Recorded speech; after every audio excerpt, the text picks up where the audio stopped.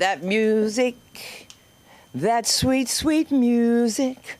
Oh my God, let me tell you, I tripped and started dancing on the stage and got away with it. We're alive again. Yes, we're alive. Oh my goodness, thank you. Welcome, welcome, welcome to the LA School of Comedy. LASC's open mic night. Tonight's Funky Friday. I should be a little funky, but I figured Prince tried to steal my look. I don't want to steal his. What is on me? Bird shit. I'm kidding. I do have two birds. I have two cockatiels, Cheech and Chong. I rescued them because I found them in a pot store being abused by these guys, and they were lighting up their tails. I'm telling you the backstory because I'm not a bird person, and now I'm a bird person, when I was never a bird person, you know what I mean? And it's like, Billy's the only one that nailed it. He said the dinosaurs, when they fight, it's like, rah! It's really crazy. And it ran off with my husband's blood pressure pill and an earring. I mean, on top of it, you know. Is that me? I hope not. Oh, so I had a very interesting day, Very, very, whatever your sentiments are, you really got to pray for the Middle East, because when you meet the families who have hostages that are still there, it's really hard. If you want to talk about going from 20 to 8 minutes, try to go from this in comedy to bringing up these people, you know? And it was like really one of those things you just got to do. And you got to do it, And that was good. Nobody saw I fell. That was great. And I remember seeing Prince once in concert, and Prince fell and busted his ass, and the white people jumped up and were like, yeah, and black people were like, Prince fell. Prince fell. That's what he did. He fell. It wouldn't be the first time I've fallen. And I'm fallen in love with all of you. If this is your first time here, just know that if you need anything, please go to our media center. We have Billy Ramirez, who can help you with your posts. We have the director of the Film Cafe, okay, the Film Actors Cafe, Aaron McIntyre is here. And we are really one-stop shopping, some kind of way. And I'm going to get a teleprompting class in here. I realize that people that I refer out can't read a teleprompter. Stop saying you can do something for me, and you can't. And I hope you're watching, you who could not read the teleprompter. All right? Told him I never did this before. Why would you do that? Why would you? Because you, no matter how bad you want something, just be prepared. That's all. And do not say, Sunda didn't tell me anything about a teleprompter, okay? That's the first thing I asked. And I had a great teleprompter person. I was like, you've got to come in. And her daughter said to me, you fell. And I was like, oh, my God. All right, so you heard enough about my life. That was a lot of fun. And that was all today. And I couldn't eat. That's all I keep thinking about is seeing all that food in front of me. I'm so hungry. But I'm going to keep going. The rules here are very, very simple. It's not a hate room. It's a safe room for everybody.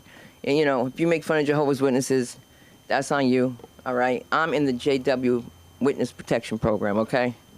Because I come from a family of Jehovah's Witnesses, and I've been attacked by witnesses after a show, okay? I'm serious, okay? And I'm thinking to myself, y'all up here drinking, watching, you know, a comedy show, you might hear a joke about Jehovah's Witnesses. Because I heard a lot of, oh, my God. And I just have to go back to today, though. I was so in awe of Deborah Messing. Can you imagine having to do the carpet with Deborah Messing? She was beautiful.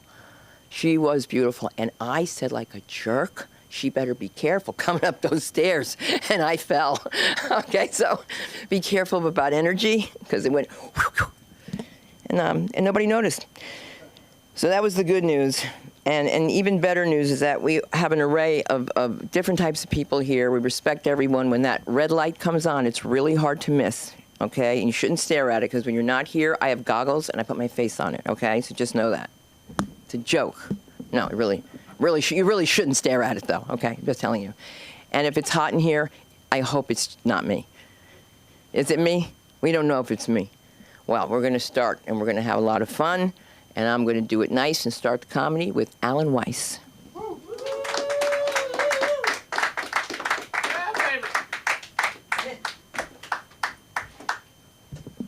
Wow, I could go first? Hey! Okay. It's dangerous. You're awesome. You're awesome. You're awesome. You're awesome. You're awesome. You're awesome. You're awesome. You're awesome. You owe me $15. I'm going to count and I would know. My name is Alan Weiss. Thank you. I'm awkward. I'm the kind of awkward that thinks their mom is cool, except for when it comes to pretty much everything. My mom literally makes me burn her CD still. I keep telling her that no one has a CD player, but she insists. She's the kind of person who takes pictures of everything, and they're always like blurry or bad. And then she prints them out and gives them to people. You know how sad it is when you have like a picture and you're like, your mom gives it to you and you're like, oh, thanks, Mom. This is not even me. She's like, yeah, so I'm going to do a couple of new jokes, okay? Or not new jokes, but rewrites, so just bear with me. It's hard to get these memorized real quick. So I don't pick up, I'm on the spectrum. I'm on the spectrum, and I don't pick up signals. So, and it's hard with, when you're trying to date, because so ladies, if we're at a bar and you're staring at me all night wondering why I haven't come over, just note I will after the show's done, and I'll tell you I won the staring contest. My friend, he invited me to his first date, and I was like, why? And he was like, to show you how it's done. That's very supportive. Super supportive. But I was like, can you imagine it? Like, I show up, it's him, his date, and me at the table, and then he just gets up and needs to go to the bathroom at some point. I'm gonna have to go to the date, his date, and go like, hi, Lauren. My name is Alan. I'll be taking Verse Steve while he's on break. Now, suppose your friend did invite you to his first date. That would be really insulting for the girl. And the whole night, she's just going to be staring at you with those eyes, staring at you, going, why won't you just lose the staring contest? Now, it would be awkward if that happened. So I went to the date. I did. And I went. And you know what happened? I went back to her place without Steve. Yep. To pick up her dog. That's what actually happened. Yeah, that's fun. My grocery, that was fun. My grocery store, I think, is sending subliminal hate messages to me. Like I go in and the spices are all in separate aisles, like the regular and the ethnic and the bulk. The pita chips are in the deli and not the chip aisle. I mean, weird. The tortillas are on an end cap. And they have a whole aisle of crackers. And the matzah is in the ethnic section. They're like, we don't like your style, OG cracker. Oh, excuse me. We're going to send you the ethnic section. Matzah is always 50% off. It's always 50% off, and it's labeled on it. It says "use in case of emergency," because it lasts forever, because it comes stale. That's for the Jewish people in the room who've eaten matzah. I've been trying to be cultured, so I watched ghost movies. And I know that's weird, but it's culture, like Ghostbusters. And I found that all ghosts are scary. Oh my God! There's a ghost back there. No, it's not. It's Mark. And ghosts are scary, so I was like, I'd be a helpful ghost. So I'd go up to if there's someone who has OCD, I'd go up to him and go, "Ooh, you left the stove on." Or if there's a couple on a date, I'd go up to them and go, "Ooh, he's got gonorrhea." But like, I was thinking, like, how would I haunt? Like, you know, if I was a ghost, like I'd probably haunt. Like, I'd go into their house and like fix all their jigsaw puzzles. They'd wake up and the Sudoku was all filled out.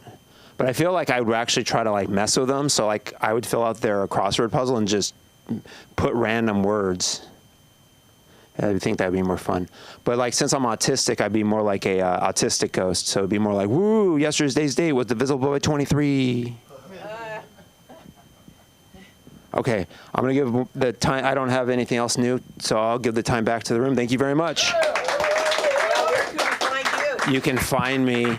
Where can you find me? You can find me on the internet. Alan W. Weiss. Thank you. Thank you. Woo.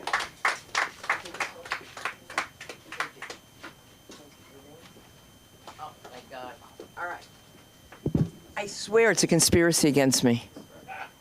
It is. I just asked for somebody to help me out. Hold the names. Give me what they. Somebody took my pen. As soon as I stood up, somebody just snatched it. There you go. Was up your ass? I'm from Jersey. All right. What's your name, son? I'm sorry. Jared. You came in the other time, right? I did, We yes. were working together? Yeah. All right. What's the last name? Taylor? Forgive me. There's no ink in my pen because it's up your ass. You see what happened? Thank you, I'll give it back. I'm so sorry, Jared. I'm so Jared sorry. Taylor, yeah. I know. You gotta forgive me. You have no idea you're what good. the names I had to say today and the way I had to pronounce them. Okay, Michael, Meyerstein. When it was Meyerstein the whole time, and all of a sudden I'm being told, and then this rabbi comes over and starts teaching me Yiddish in the middle of everything. Okay, I have fallen on a stage in front of like a bunch of Jews. I'm everywhere. It's crazy. George, obviously you're not Jewish. You don't give a shit, and that's okay. I love the Jews. Oh yeah, you have no choice. You want to get paid. Give me, what name are you going by tonight? I just want to know. What name are you going to go by tonight? Eamon, right? Eamon, right? Right. I know that because this one's not the same. Don't fuck it with me. I'm gonna get so confused right now. All right, we got it. And don't get mad that I asked. Do you know how to spell Sunderland Kronquist? There. Oh yeah, I wonder if you've ever seen it somewhere before. I gotta tell you a quick story. So I'm on stage. This is the Laugh Factory, right? I'll tell you how you can get so mixed up in your head. I turn around, and I see Shelley Bright, and I almost brought her up. Now, how crazy is that? I said, "Is that Sherry Bright?" Sherry comes by. She's a female that comes by and does the show, but I didn't expect her to see this because I've never performed at a show that they can't advertise because of death threats. You know what I'm saying? That changes everything when you're on stage. I'm just saying, like, I was kind of glad they cut me to 8 minutes. I wanted to get out. But everybody was great, and if you guys could support the Israeli Film Festival, that would be really fantastic, because they take all cultures from all over, Africa, France, everywhere. And so I'm also going to be doing that November 5th. Which, why do I have to work on my birthday? And why is it always a downer? It's always election day. Everybody's like, I don't want the 5th to come. I'm just like, why? Is it going to be your 50th birthday? All right, just kidding. Is it hot in here or is it just me? Sometimes I don't get a chance to watch the news or read a paper, so I try to bring this guy on stage for a few minutes. Please, let's give it up for Mark Safran, ladies and gentlemen. Come on, just real quick, a few minutes. Come on, let's go. Oh, my God, this is just like a TV show. I feel like I'm with the Cramdens. You're too young to know the honeymooners. So as you know, I'm married to her, right? So, talk about, this is a TV show. How many TV shows have you seen about some black guy converting to Judaism and marrying a white Jewish girl? One. Stole our life. It's more than once. All of a sudden, every time I watch TV, I see hacks. I say, wait a second, that's my wife's bit. Who goes around here stealing bits all the time? I mean, I know Robin Williams, God rest his soul, was big at it. I'm sure Seinfeld has done it a couple of times. What is it about comics that they think they can get away with it? It's fascinating. You get up on stage. Oh, yeah. Oh, Anya Seho, a Korean nail salon. That caused more nonsense among comics than anybody. 5 women got... You interrupted me because you don't like what I'm saying? No. It's passive-aggressive behavior. This is what I'm talking about, is what I'm saying. All right? Now that comes from her brother. And he wasn't a comic. He was funny. You know, poor man. My brother-in-law had no fucking luck. He got a massive billboard in Times Square because of his beard. You see this black man up there with his beard coming down here, looking like one of the, who were those guys? A black Smith brother. All right? Dies 2 weeks later. The minute the guy hits the pinnacle of his life, gone. Right? That was my brother-in-law, Jason. Nothing ever went right. He got the commercial. Jamar got the commercial. So I was thinking of Jamar the other day. I'm getting on the phone. No offense, Bruce. And I'm getting on the plane to see Bruce Vilanch. I'm thinking to myself, my God, he looks like an old Jewish woman. But he was one of my brother-in-law's, you know, greatest fans. So here I am singing. I'm going to steal another, you know, comics act. I'm listening to Alan Weiss talking about being a ghost. No, he's a Nebuchadnezzar Jewish ghost. He cleaned the house. He's scared, and it was Sunday's house. She was convinced it was a ghost because she wasn't going to clean it. What do you mean stop? All I know is I came home today. All I had to listen to was what happened at the Jewish Film Festival. I didn't even worry about it. They didn't even try with a bomb threat. Nothing. They were too busy protesting in some ice facility downtown. I mean, where do these people come from? They're like the new midget. You know, the midgets are out this year. You know, all the biting flies in L.A. because of all the water. I mean, here I am. I come from New York. My daughter's complaining it's 90 degrees. It's colder than a whore's heart out there. It's horrible. Wait, you like that, right? Right? Who ever heard of Los Angeles? Drizzly in the morning before you get up, drizzly in the morning, and it's cold all day until the afternoon when it's too late to go to the pool. Then all of a sudden the sun comes out, it's shining, the poor guys at the car wash, they've been sitting there all day not getting tips, not scratching anybody's car. You know, what's the thing that bothers you most about the car wash? Right? You go to the car wash, it costs you $40. It used to be what, 12, 6, 8? $40. There's some guy who's expecting $5 just for wiping it down, and he doesn't finish the back window. For some odd reason, they're all too short. They need a ladder to reach up into the back of a slant back car. And I have one of those Mustangs where, you know, a hatchback, and they can't get it clean. So all of a sudden, and you don't notice it until you get home, as the water starts dripping down and ruining your brand new glass thing. This man is looking at me like he's not funny. He means it. Let's just, well, if we want to have a little bit of news, okay. Abrigo Garcia, the poster boy. So he's on his way back. All right. I don't know what made these fuckers think that the U.S. Attorney's Office wasn't going to find 2 snitches to turn this guy in. They scoured every fucking prison in America to find 2 guys that knew him. So he's coming back from El Salvador. He's in Tennessee right now getting arraigned on human trafficking charges, 20 to life. They're going to put him in the Supermax. He's going to pray for the Salvadorian prison again. All right? Then they're going to let him out, and then they're going to deport him. Well, maybe not. Trump will be dead by then. Because the guy's good for serving 20 years. They're going to shoot Donald way before that. They're getting frustrated. They're not getting what they want. You know? So I never got to read Luigi Mangione, whatever his name is, Mangione's manifesto. I understand he's crazy. All right? But I recently had a run-in with United Healthcare. Okay, the first part about a run-in with United Healthcare is I'm trying to get Ozempic paid for. These motherfuckers will not pay for Ozempic. If I lost the weight, I wouldn't die from a heart attack. Think about it, right? They're not big on preventative medicine or paying for it. So the first person I get on the phone, I said, where are you from? Oh, Mr. Saffron. Oh, India. Because Sundar taught me to keep dialing until I get a black woman. Yes. No, because you want customer service, you keep dialing until you get a black woman. You finally get a black woman from the South, and hi, sugar.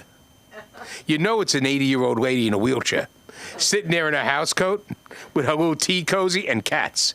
But they get the job done, all right? There is nothing worse than being shunted off to India. Because not only are they very, very rigid, they're sitting there, oh, let me check. I said, you want to read that book again? I'll come down, put my finger on the place. So I had a run-in with United Healthcare until I finally learned the trick when they refuse. See, If you just call up on customer service, you get nobody. In fact, they stopped it where I was getting away with it. You keep calling for supervisor until you realize that once you reach a certain supervisor level, they can do an override. All right, on the phone, right then and there, clear your medication. Well, we're going to need that paperwork. You know what type of paperwork? They want me to prove I'm dying before they'll give me the medication. This is the sickest thing in America. And it comes down to one thing. I don't believe in Medicaid for all because I don't believe in Medicaid per se. Don't all you boo and hiss me, all right? All right. It's not that I don't believe in medical care for everybody. It's just that our Medicaid system sucks and is broken and is broke. And Medicare is pretty much the same. But here's the problem. The United States government has spent an enormous amount of time making sure that doctors can't make a living. They have. And the reason and the way they do it is as follows. Oh, you have to have an interpreter in the office. Well, I only have one Spanish patient. Well, you still have to have one. Do you know there was a time when hospitals had to have interpreters on call for 13 separate languages? Yes, they did. Thank God for AI. You could replace 13 interpreters with an AI, except that AI is a little kooky on what they do, but they can do translations, little stupid things like that. But I'm back to my point, all right? You used to get good health care when Blue Cross was not-for-profit and was basically run by the Catholic Church. All right? They're not interested in money, just interested in choir boys. Right? So they're like gold and silver, not interested in cash. But Blue Cross was good. And now I'm on the phone with United Healthcare, and you wonder, I said, turn around to Sunday, and I said, no wonder why that man shot that man. And then I found out that he didn't have United Healthcare. He was on Oxford. And I'm pretty sure I knew his grandparents because they were in the nursing home business. So this was no poor kid. They owned a country club or two. He was just a kook. He's sitting there in a McDonald's. What are you doing in the McDonald's? Who are you, the President of the United States? I mean, it's clear. You watch Trump when he sees it. When he sees a McDonald's, he's not in his right mind. It's kind of like Pep. You're giving me the light. I paid it rent. It's kind of like Pepe Le Pew, and I'll leave you on this. Everybody remember Pepe Le Pew? Oh yeah. Remember when he used to smell something? And he used to float in the air, all right? I have this vision of Donald Trump smelling McDonald's French fries and just floating in the air till he gets to it. You can get addicted to French fries. All right? They killed my brother-in-law, the one with the beard. He died of acute McDonalditis. And how did you know he had it? And how did you know he had it? Here we are, it's Thanksgiving at the house, right? Okay, Thanksgiving starts when the game starts, right? And this is a black and Jewish Thanksgiving. So there's turkey, there's lamb, collard greens and mashed potatoes and sweet potatoes, 72 pies, because that's all my mother-in-law would do. She only knew how to prepare because she was on a restaurant for the Romanian army. There'd be these huge things of sweet potato pie and everything, right? You ever go? Well, all of a sudden, Jason said, I got to get some in the car. He comes back and you go like this. Did you go to McDonald's? No, I didn't go to no McDonald's. You got McDonald's breath. It's a very distinct thing. I wonder how the president manages to meet foreign leaders. Can you imagine the president of China Z looking, going, oh, Donald, you smell like McDonald's. And on that note, I'll leave you all. Thanks for insulting everybody. I'm not done yet. Right, you're still up my ass about calling you today. Don't you fall. Don't you fall, all right? I know, Prince fell. Prince fell. Well, where can we find him? In his office, okay? Where he belongs, not on stage. You can't find him on social media. He's not on social media. You get big trouble. You are so beautiful. Are you a model too? No, well, you should be. Because I just got a call 2 days ago. And we're going to make that work for you. All right, let's bring you up. Jesse Peng, ladies and gentlemen. Welcome to our home. Thank you. Thank you very much. I love basketball, guys. I love basketball. Yes, I freaking love basketball. I took it seriously as a kid. You know, in high school I actually played. I was so serious about it, I actually had a t-shirt that said, "Basketball is my girlfriend," which just told the world that I have no girlfriend. I love basketball, but I don't like watching the NBA now. You know, there's too many young people who just don't care. Like, nothing is sacred anymore. Like, nowadays you see a Gen Z player, they're just like, oh, it's a 9 to 5. I'm just like, in the 90s, They used to average 9 to 5 murders per game. Like, that's when they really gave a shit about the game. And I miss seeing that, you know, like every time I see Michael Porter Jr. chuck up a 3 instead of attacking the basket like a fucking fiend, I'm just like, I hope you switch places with Kobe. Like, I need some real shit. Like, I take it personally, you know, because I like sports, you know. Like, I take it personally, you know. Like, I want to see a 3, like a spin move into a 360 layup, and then a kick out to the corner. They close out. Oh, shit, I can't do the 3, so he kicks it to the wing. There's Blake Griffin. Give it to him for the lob, and he takes it, dunks it, shatters the backboard, and I forget that I never had a father figure, you know? That's what I need. I think it all went downhill after Kobe died. I miss Kobe. I do. Like, Kobe really was the last guy to care. Like, deeply give a shit about the game. Like, one time when he won the 2010 NBA championship during a press conference, someone asked him, like, what are you going to do to celebrate tonight? And he said, what is there to celebrate? Job's not done.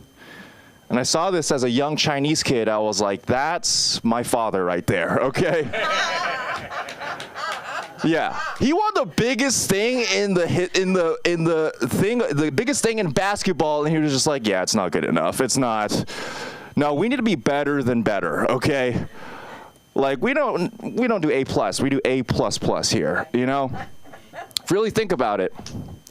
Kobe is just a Chinese dad with a fadeaway. That's what he is. He inspired millions of Chinese kids across China. He raised all of those kids. He's also the greatest Chinese father of all time, you know? I don't know. I didn't want to play in the NBA as a kid, though. I did. I did. And then I played against an actual NBA prospect, and I was like, this is not happening at all. Yeah. Like, I played against this guy called LaMelo Ball. That guy is now an NBA All-Star. And I am here. I'm here in this MLM scheme looking place. I don't know what's going on. But no, it's great. I played against this guy, and he scored 92 points on my team. He was their team. Like, this guy was so good. He was 12 people. Like, 92 points. And I swear to God, at halftime, he had like 48 points. And all of us on my team were in the locker room. We're just like, we're on the wrong side of history. Like we were there. We felt like we were getting conquered by Napoleon, you know? We were just like, oh, shit, the French are here. And the village is destroyed. Like, but I remember this game, you know? I remember, like, this was a big game for me because they were #1 ranked nationally as a high school team. I remember going to this game, I was like, oh my God, my parents are going to be there. There's going to be college scouts. This is my time to shine, right? So I get in the game, and I get in, and I get into a pick and roll situation. I get the chance to guard him. We switch defenses. I get down low, and I'm like, okay, I'm in my box stance. I'm good. I'm ready to guard him. And right as I look up, he scores. And then I see my mom coming off of the stands with a smile on her face, like, he's proving me right. He's proving that this is actually not the future for him, actually. And after the game, my coach was making excuses too. He was like, you know what the worst part of this game was? The unsportsmanlike behavior from their coaches. And I was like, no, coach, it's our defense. It was. Yeah, we didn't run any plays, no box and one. We just said, let him do whatever the fuck he wants, basically. That was our defense. And after the game, I swear to God, I went to LA Fitness the next day. I went on a treadmill. I actually looked up at the screen, the TV, and I saw myself on ESPN getting crossed up and scored on by LaMelo Ball. And in that moment, I was like, bro, I'm a just do engineering, I think. I'm going to do what my mom told me to do. It sucked. Like, after high school, I didn't make it to the next level. You know, I didn't play in college. It felt so bad. It felt like losing a body part, you know? It felt like I I lost a fourth leg, you know, and I actually, this was so devastating for me right out of high school that like I stopped believing in God. Yeah. I think it was funny looking back at it now that like out of all the reasons, the millions of reasons I could stop believing God, it was me don't get to play basketball no more. It's unfair.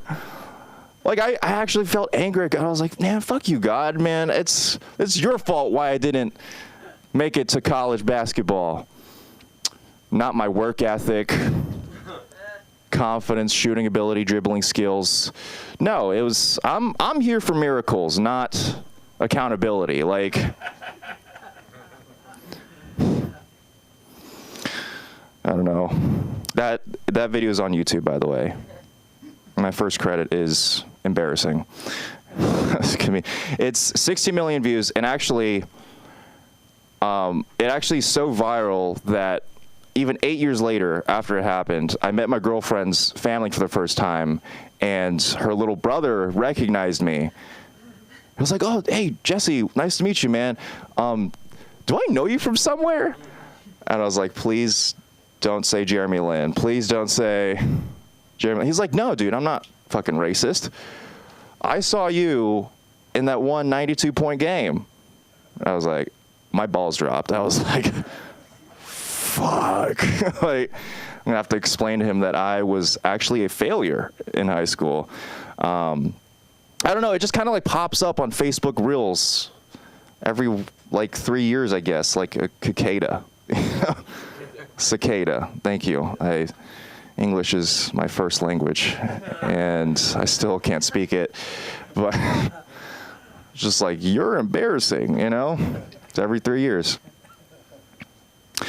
I don't know, I was playing basketball recently in the rain because my parents are divorced, and I'm really OCD about stuff, you know? And this basketball, it came off the backboard and went to this gutter, and it was filled with nasty things, you know, like moss and things Elon Musk says. And I picked it up, and I noticed there was a cut on my hand. And I was like, I'm not a pussy, so I just kept playing.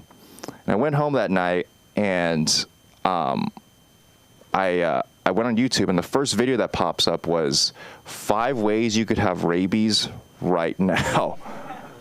And I was like, oh, I better click on that shit. And the first reason was you were recently in contact with animal saliva. So I was just freaking out. Like, my brain just started making the whole fantasy, you know. It was just like, you know, come to think of it, there are a lot of werewolves in my area. Werewolves drink water, so there definitely was one that licked the gutter, got rabies on my basketball, into my cut, and now I'm forced to be Team Jacob. Like, that is a Twilight reference, I'm aware. The age of this crowd is probably not a good one for that one. But anyway, I don't have enough time to finish this, so I'm gonna give the time back to the room. Thanks, guys. Oh, Jesse Fang comedy. Fang, yeah. Is it Fang or Pang? Fang. Sorry, my handwriting's Fang? terrible. Fang? F-E, Fang, Fang, yeah, like F, Miss yeah. Fang? Like Yes. F-A? Like the one I'm missing? F-E. Oh, no, this side. F-E. Okay, just wanted to know. I have to, listen, when you have a name like mine, oh my God. And it keeps coming, they keep putting an R in my name. Sundra Kronqvist. Is that Swedish? Yes. It's Kronqvist. Kronqvist. It's K-R, no, it's K-R-U, no, it's K-R-U, 2 dots, and Q-V-I-S-T. And in America, it's umla. It's umla. That's what it is. It is an umla. And we don't yodel either. I know that, but you got to tell people because they keep saying I'm half Swiss, and I'm not. I'm broke. I don't have any money, but I know that we have some funny people here, and I would, please forgive me. I think it's Dee Marie. Am I correct? Let's bring up this diva, Dee Marie, ladies and gentlemen. Yeah, bringing a woman to the stage. Hey, y'all. All right, so what am I going to start off with? I got 10 minutes to fill. Let me think. My nephew's mom is like one of the biggest hoes that I know. You can ask any man in LA County, and they'll tell you that's the truth. If you want to know how big of a hoe she is, this bitch has seen more dick than RuPaul. I'm not lying. More nuts. I'm working on that one, but she didn't seen a lot. Standing in front of a bunch of men waiting to go up. Now I know what she feel like. I know exactly what she feel like. Man, the last time I came here, I think it might have been like 2022, 2021 or something. I don't know, maybe 22. And I should have came back because like when I was here that day, it was so warm and so welcoming. And just like tonight, it was so white. Even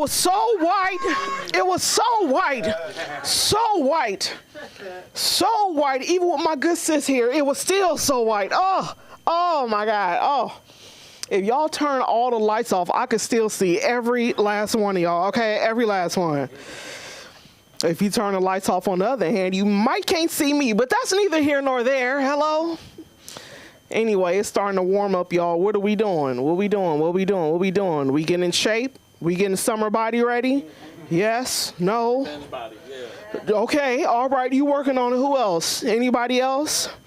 Nobody want to tell the truth. Okay, you working out. Okay, all right. I can't relate, but okay, all right. I feel like we always wait to the last minute to start trying to get in shape, you know? Why are we always doing that shit? Every time.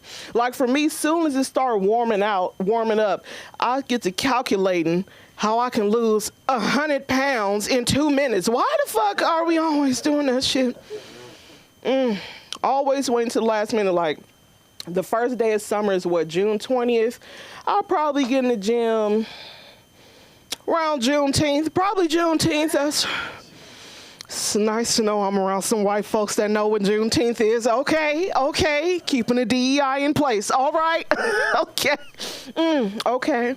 I feel like if you anything like me, you can't even recall the last time you worked out. Like, when the last time you worked out? Green shirt. I know I said green shirt. Now, Patty answering for green shirt.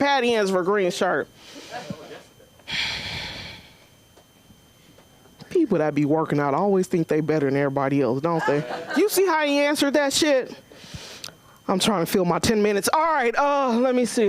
Yeah, like the last time I worked out, like I said, at this point, it's been so long, working out is a fucking foreign language. I don't even speak reps or sets anymore. I don't speak none of that. None of it. At this point, the only thing I exercise is my right to that Wingstop. I never give it up, never. I never give it up. Give me that 10-piece lemon pepper, all drum. You know what I'm talking about. He a little thick. You know what I'm talking about. All drums. Did I say 10? I said 10. I meant 20. Okay, listen. Okay, yeah, I'm eating all of them. I feel like for me, it's like hard to get in shape and lose weight because I always be self-sabotaging. Do y'all be doing that? That self-sabotage is a bitch. It is. Like last year I was on the road. I was doing good. I was eating healthy. I would get up early. I was actually working out, but I didn't tell nobody because how can they tell? But I would get up early. I was up early. And this was my thing. I would get up, go work out. Then I leave the gym, get in my car, and go straight to McDonald's. This is the type of shit fucking up on purpose. Ain't like I don't know what I'm doing. Fully aware of all the shit that I be doing. You ever do that? Go to the gym and go eat that bullshit right after? Fucking up on purpose. And people, this is my routine because, like, I feel like people at the gym always want to know your routine. Like, D, what you hitting today? Back squats and bacon, bitch. That's what I'm working on. Burpees and bagels. Hello? Fridays is front squats and French toast. You see, it's a theme here. It's all breakfast. I feel like when you on a weight loss journey, the main thing is you got to be honest with yourself. You really got to be honest. Like, get in the fucking mirror and be honest. What do you see? You got to know exactly what level big back you really are. Be honest with yourself. Because it's levels to this shit. It's levels to it. It's levels to the backness. Are you a big back? Are you a humpback? It's levels to it. It's levels. big back, piggyback, built like a quarterback. It's all types of backs up in here. You got to know. I already know that I'm an elite edition, special elite edition big back. I already know. I've done the work. I've figured it out. I know what I am. The type of shit that I be doing is absolutely preposterous, ridiculous. You ever go to a drive-thru and place your order and then call the restaurant while you still in the line so you can place the rest of your order? This is the type of shit. This is the type of shit that I be doing. Every time. I know y'all probably say, well, damn, D, why don't you just place your order at once? Because I be too ashamed. I don't want the car behind me hear what all I'm getting, you know? That's just between me and Maria. I don't want them people to hear. And heaven help it, the fucking speaker don't work. Now I got to repeat it again. Then she don't speak English. Okay, let me see. What's my time now? What's my time? What's my time? Whew, good. Thank you, Jesus. All right, we almost. Oh, I forgot I can give back some time. Okay, let me try one more thing. Let me see. Let me think. First of all, speaking of losing weight, I was a little scared that this stage was going to hold me, y'all. I didn't know. It's a floating stage. Okay, all right. Looking down at the audience. When I saw you yesterday, what's your name? Alan. I never tried crowd work. When I saw you, it's an open mic, so might as well. When I saw you yesterday, we were at the Fanatic last night. I was so scared. I thought he was Norman Bates. I was so scared. I had to conjure up my inner black woman. I ain't gonna let him get me. Hell no. That was good. That was some crowd work. Okay, I'm working on it. Save that clip so I can post it. Okay. All right, you got my good angles, right? Don't get the stomach. Okay. Let me see. What else? Father's Day is. Are y'all fathers? Any of y'all fathers? Damn, the whole room. Okay, I feel a little more safe. Okay. All right. Father's Day coming up. Mother's Day just passed. I feel like this is always a time like where you remember your childhood. You know, you remember. No. Okay. All right. But I feel like I'll be remembering stuff from my childhood during this time, like special moments or whatever. And like the one thing I'm grateful for my mom is like she's always consistent, you know, always consistent, always showing up to this day, always showing up. Now, she is a black woman, so she gonna be late than a motherfucker. She gonna be late. It's not just a stereotype, but she gonna be there every time. Every time. Like to this day, every day, at least once a day, I can always count on my mama to remind me of all the shit in the house that I ain't paid for. Every day, every time. It's like clockwork. Every time. Even I set an alarm for it at this point. Usually around 6:32. Every time. She's consistent with her shit. If she ever miss her quota, she'll lose what's left of her damn mind. Every time. All right. I'm starting to sweat. I think I'm going to get up out of here, but this is cool, y'all. I'll be back next time. And we appreciate you. So where can we find you? On Instagram, Facebook, TikTok, at Tear It Up D Marie. Tear it up, like tear it up. Yeah, tear it up. Tear it up. Yeah, like that. Tear it up. I ain't know they would catch it. There you go. All right. all So right. good to have a sister up here. Don't fall. I want. Listen, this stage has held a lot, let me tell you. A lot. And we have such a wonderful mix of people here. And make sure you get my phone number so you can get your pictures if I took them. I'm trying to work this thing out here. But that's okay because you're here to help me with that, right? I mean, we're doing this, and so we're going to not be a failure. We're going to bring up the comedy of the late guy, Jared Taylor. Come on in. Yeah. Oh, wow.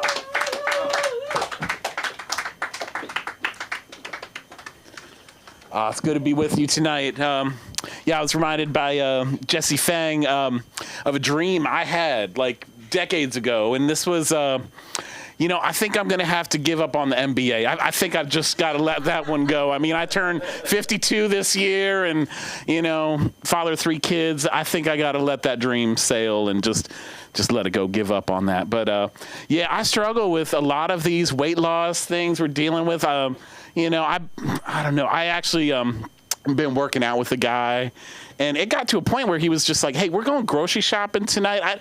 I'm not seeing any change in you." And so we went out grocery shopping together last Sunday night, and I don't know. We sent some texts back and forth this week with an expectation that I was just going to be operating under a severe calorie deficit this week, but I think when I see him tomorrow at the gym, I'm just gonna be like, surprise! Like, not a whole lot's changed. I think I've made it, to that McDonald's breakfast window a little too much this last week, but I don't know. I'm dealing with some emotional things. I'm going through a divorce. I don't know. Sometimes I get home from work and I'm just like, I know the most I can do is just like crawl right into bed after work. It's just like, well, I've made it. I'm just like, all right, I'm gonna keep the paychecks coming in, and I don't know, make it, probably get up around 3 a.m. and watch YouTube videos for the next 4 hours before I gotta be in. So it's a struggle right now, and very far away from the lights of the NBA glory and stuff. But I'm. Yeah, I don't know. I aspired to greatness as a young man. I was actually a child actor.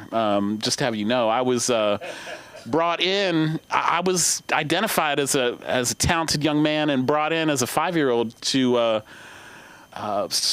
be in Romper Room, be on the Romper Room staff there. As this was and I don't know. Some people just rocket ship to the moon after such opportunities like this, but I think I just got saddled with a wrong associate there, a young other 5-year-old, and I think he just got caught one too many times taking a fish out of the fishbowl and stomping in on it on live camera there, which I think his career just took a dump. He just basically shit the bed at that point. But I feel like, this child acting, that could have put me on a really bad trajectory. This was in south of Baltimore, so very far away from Hollywood. But I think I've been destined to come here to L.A. I think it was just like, this was just bound to happen. I think destiny brought me here to get back and to contribute to the arts. Here I am doing stand-up comedy in front of you all, which I feel is, hey, it's my contribution. It's a way to just, after a long hiatus, out of serving at PBS there for a week at Romper Room. I've been on the shelf for a while, but I've been ready to get plugged back out there and get put back into service. But anyway, I think, this 25-year marriage, it's come to a close. I'm recognizing that. I think the message was kind of taken loud and clear when she took a job in Kuwait, of all places. And Kuwait, just to inform you, she took a job. She's an art historian and very talented, lovely. This job opened up, which is very hard to place. And but just to let you know, Kuwait is being placed in an furnace. Really, it's you are right. Under the sun is bearing down, hard, and there's no escape. There's drivers out there it's Mad Max Beyond the Thunderdome. Your life just flashes before you every day en route to work. But I it's interesting that this woman I was married to, she's like, I'd rather mess with that than mess with this dude. So anyway, it's but I'm gonna come out better on the other end of this. I feel like it's I have a lot to be grateful for. She brought me 3 beautiful kids who are launched, so we're not dealing with a custody issue of any kind, and but it's I'm trying to keep things. I think as a child actor, and well, now I'm facing the struggles of being a divorced man, which, could correlate a lot with each other. I think these kind of trials and tribulations that a child actor may undergo, you probably reflect a divorced dad who's trying to make life work. And I'm trying to fight off the urge to just go to a tattoo parlor, get myself a big old neck tattoo. But, fighting, probably recognizing that that's not in my best interest for, my health and healing through this time. But, anyway, so,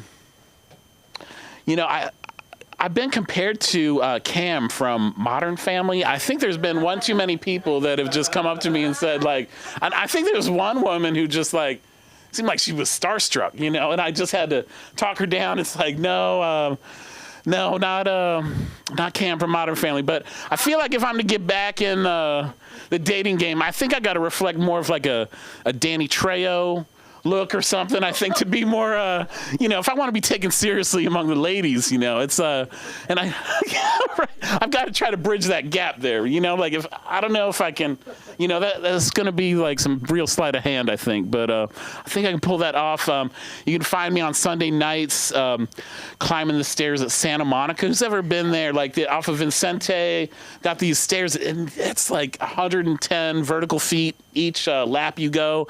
It's you know, like your heart feels like it's beaten out of its chest by the end of it. And like by the end, by my last, like right now I'm cranking out like 8 laps of that. And I don't know, it's like one arm after the other on that handrail by the end. But I gotta outrun, I can't outrun this McDonald's diet I'm going through. I've just really gotta make this break here, you know, like you can't be going this drive-through and then doing the stairs in Santa Monica. Who are we kidding? Like, you're just living a lie, you know? Just like, you just recognize that, like, you know, these chia seeds are going to taste good, and, you know, like, start incorporating some whole grains into your life, you know, vegetables, you know. So, I don't know. I've got to make that break there, and, but it's been a rough week.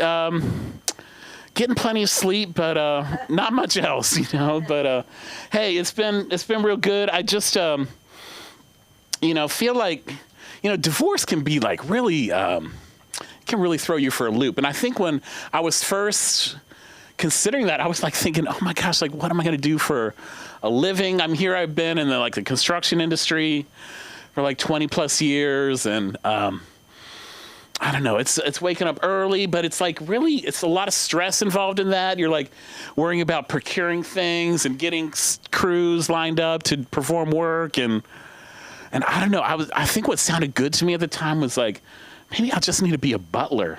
You know, I'd like just be, you know, like a butler. Like I just like polish silver from like 2 to 3 p.m., prepare the master his meal from like 4 to 5, and you know, it would all be so I just like wouldn't have to worry about such things like wrestling up people and dealing with safety issues, and I mean just the nonsense that construction has in it. But anyway, I know I got to push forward. I got to like deal with the I don't know, the uncertainties that life has ahead. But hey, here I am, and I'm enjoying like sharing what these trials and tribulations I've gone through. I know my wife, like I don't know, there was something really whimsical about the way she lived her life. I mean, I feel like, you know, the way she spent money, I think we were like just going through some weird things. And I don't know, we bought a house in southern France, and I don't know, she had me convinced that like this was going to be good for our relationship and stuff. But I'm just like, oh shit, like you really fell for it, dude. And so now we got that house on the market. Like we're gonna, I don't know, but it's I mean, to think that this was gonna like rebuild a relationship, I don't know. I was just like not thinking straight, and but I feel like, you know, coming out of this, I'm gonna be okay.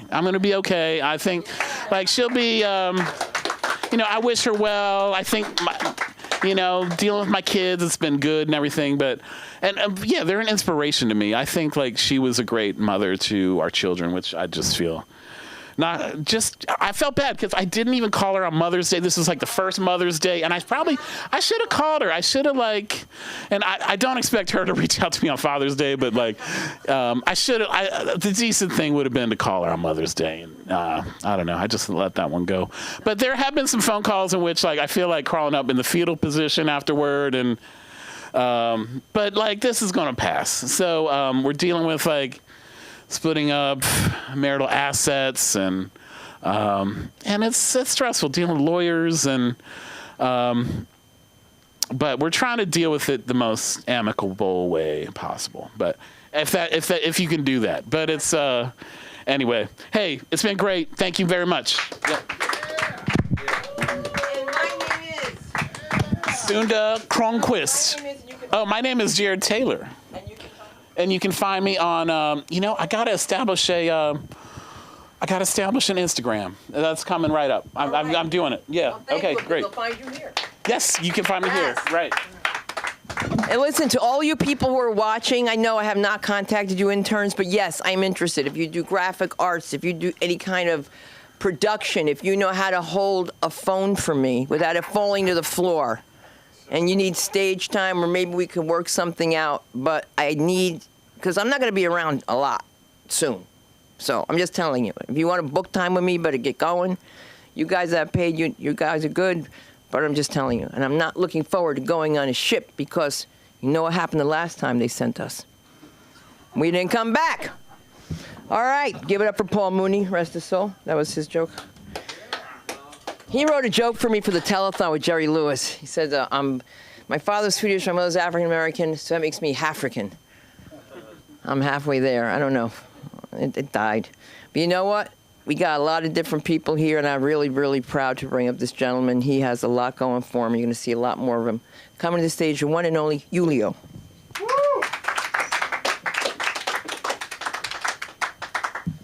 How's everybody doing? I hope you're all doing well. You all look fantastic this evening. Now, I have a bit of a news. In 1 month, I will be 15 years sober, so that means 15 years without a drink, 15 years out without smoking, 15 years without voting, 15 years without having sex, 15 years without shaving. What I'm trying to say is I'm turning 15 next month. Yeah. Yes. But in my years of wisdom, many years of wisdom, I have realized many things have a lot of parallels. Like, I know my career, if you could call it that, a stand-up comedy, is very similar to being a stripper. I realize that, yeah. I mean, we're both entertainers, there's a pole in the middle, people are excited to see you, people are aroused, sometimes they interact with the audience, but you can look, but you can't touch, unless they allow you to touch, yeah. But I was talking to my dad the other day, and he says, son, I'm glad you're not like a bad kid going to parties and all that stuff. And I had to be honest with him and saying, Dad, I want to go to parties, but, the other kids at school won't let me. I say hi to them. They don't say hi back. They only need me for math homework and test answers. I'm actually the one setting up the party, but they won't let me stay. I mean, it's not good for me, guys. Yeah. But I was talking to a girl the other day, surprisingly, and she was telling me, oh, you know what I like, Julio? I like a bad boy. And my first thought was, yeah, I'm a bad boy. A political bad boy. Yes, do I get in trouble in school? All the time. For cool stuff? No, I get in trouble for telling jokes in debate class. Yes. Underage drinking? Nay. I do underage voting. That's more my speed. Yes. But I'm a bit of a comic book nerd. That's more my speed, But I was thinking about Superman the other day. He comes from a planet that blew up, Krypton. And my first thought was now thinking, hey, that's cool. And now I'm thinking, wow, he illegally entered America, huh? Where are we going to deport him? I mean, his planet, do we send him to Canada or Mexico? What do we do? What's the situation, Trump? But a few years ago, they changed something about Superman's lore, right? The son of Superman, right? I think his name's like Jordan L or some crap like that. But they changed his lore, where they made him gay. They made him gay. They made the son of Superman gay. And so but they eventually changed it. But I realized if you're a grown man with your underwear on the outside and you're not elderly or demented, then you're pretty gay to begin with. I mean, but who am I to judge? Who am I to judge someone's super sexuality, Yes, SS. But, I'm trying to think. But sometimes what annoys me are the origins. Like Batman. Batman has an interesting origin on the surface. The Dark Knight, the Cape Crusader. Well, his origin is his parents died, so he avenges it by fighting crime. But the way they died, I find, is very stupid. So they're coming out of the opera, right? So instead of going in the limousine they already had because they're billionaires. Hello. Yes, I know, it's a rock concert now. Yes. But instead of going in the limousine they already have, the parents of Bruce Wayne, they decide, let's take a shortcut down an alley. Now, in the comic book, it says Crime Alley. That's what it says on the comic book, Crime Alley. Surely there won't be any crime down Crime Alley. That's like saying children at Epstein's Island. We all knew that was going on. That's where I met all of you guys, right? That's where I saw you. That's where I saw Patty. I knew you looked familiar. It's all coming back to me now. You'll never see me from the front. But another character that really cheeses me off is the Green Lantern. Green Lantern. So what is his power? He has a ring, and he can basically create anything he wants with his imagination. So he can create any construct. So what does he do? He creates a punching glove to fight these aliens. So he ran out of ideas quicker than Disney did. But what is even worse about Green Lantern is his weakness. Do you know what his weakness is? It is yellow. It is yellow. And I mean, like, Jesus Christ. I mean, all you have to do is pee on him and you beat him. Well, he's black now, so that might be a hate crime. I don't know. We'll test it out later in courts. Yes. But I like to compare my dad to Elon Musk. Because, relax, I like to compare him to Elon Musk because, I mean, they're both, I think they're both brilliant. They're both very smart. They have many divorces, many secret children, I gave him a black eye the other day. It was, yeah. The only difference is Elon Musk is a billionaire, my dad's not. But I'm also really big into statistics, statistics. That's more my game, I'm good at math. But I was reading an article the other day saying 1 out of 5 car crashes are caused by drunk driving. 1 out of 5, can you believe that? That means 4 out of 5 is caused by sober driving. All right? So for the good of humanity, take that last Jack Daniels. For the good of humanity, give my mom her goddamn keys. But I would like to talk about divorce, seeing as I am a child of divorce myself. Now, you're going through divorce, but I want to tell you, it does get better. It does. It truly does. On the first divorce, on my dad's first divorce, he lost a lot of weight. And then on my dad's second divorce, he got taller. And on the third divorce, he gained hair. Before he was bald, now he has this now. But on the fourth divorce, you gain money. And on the fifth divorce, this is the one my dad is really looking for, is the one where you kill yourself, okay? Yeah. That's the one. What? Yeah, it's called heels, okay? Yes. It's called growth hormones, okay? It's called McDonald's for a reason. Yes. But what annoys me all the time is that people say, "Oh, you look 12." And I'm like, "Really? I'm 6'1". How do I look 12 to you?" Like, I'm pretty tall, I think. But I was talking to my mom the other day, and I joined high school theater when I got into high school, and she was telling me, "Oh, I don't want you doing high school theater, because I hear all the time kids get molested." Right? And then I told her, "Mom, if you were that worried about me getting molested, you wouldn't have stuck me in Catholic school to begin with. I mean, geez, Louise, Father Paul's always there. Have you not realized?" But I have a weird name, Julio. We can all agree. That's pretty weird. Like, you ever heard the name Julio before? For the longest time, I thought, oh, it's just a symptom for a Russian guy having a stroke. But it's not. I asked my mom, and she says, "Oh, it means love. It's my name and your father's name combined. Yanetsi and Julio, you get Julio, right?" And I said, "Mom, that's sweet. That's adorable even. But I'm a child of divorce. That doesn't work." But I'm joking. Julio is my middle name. My first name is Broken Promises. Yes, but that should have gotten a bigger laugh, I feel like. Yes. But after this, I'm going to get a milkshake. Because I think I have the opposite problem for people. Where, I want to get a milkshake. Because I'm trying to work out now, but I'm too skinny. I am shockingly skinny. Where, like, now I have the opposite problem where, like, I have to eat McDonald's. I am shockingly skinny. People are complaining about, "Oh, I need to lose weight." So I'm like, do you know how hard it is to gain weight? Do you know how hard? It's not that hard, but I make it hard. Don't worry. It's a difficult business. But, I was thinking, I was talking to my mom the other day, and she was telling me, I was thinking about my mom the other day, and she's a bit of an old-fashioned mom. So she believes in disciplining children in public, right? Like, if you get rowdy or misbehave, you get disciplined, right? But she had great genes. She has, like, really good genes. So she looks shockingly young. So when I was younger, like 5 years old at the mall, she would yell at me. So everybody would look at her and be like, oh, that's a mom disciplining her child. No, they saw her and says, do not yell at your little brother that way.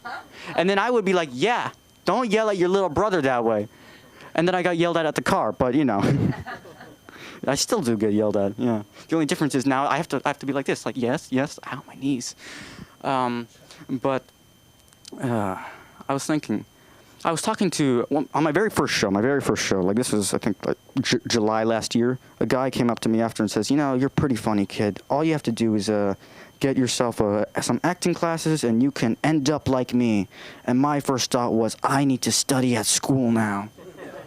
I need to go to law school. For the love of God, no. Yeah. But my name is Julio Lemos. Have a good night. Oh, you can find me at the LA School of Comedy. You can't find me on social media because I'm a little boy. Yeah.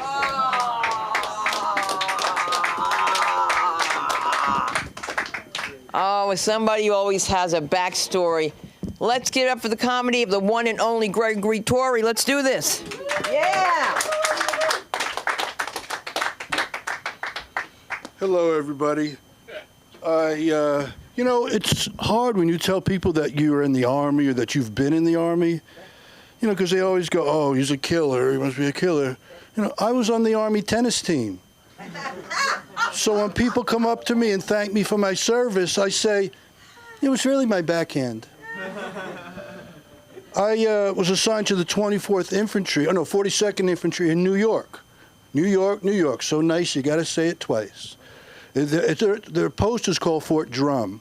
And because of inclusivity and all the changes, they've changed the name to Fort Rhythm Section. And the New York Guard, those guys are tough. Their slogan is, hey, we're marching here. And believe it or not, they've got a patch on their shoulder. It's a rainbow. And I didn't know the history of the rainbow, so I said to them, why don't you try to butch it up a little bit?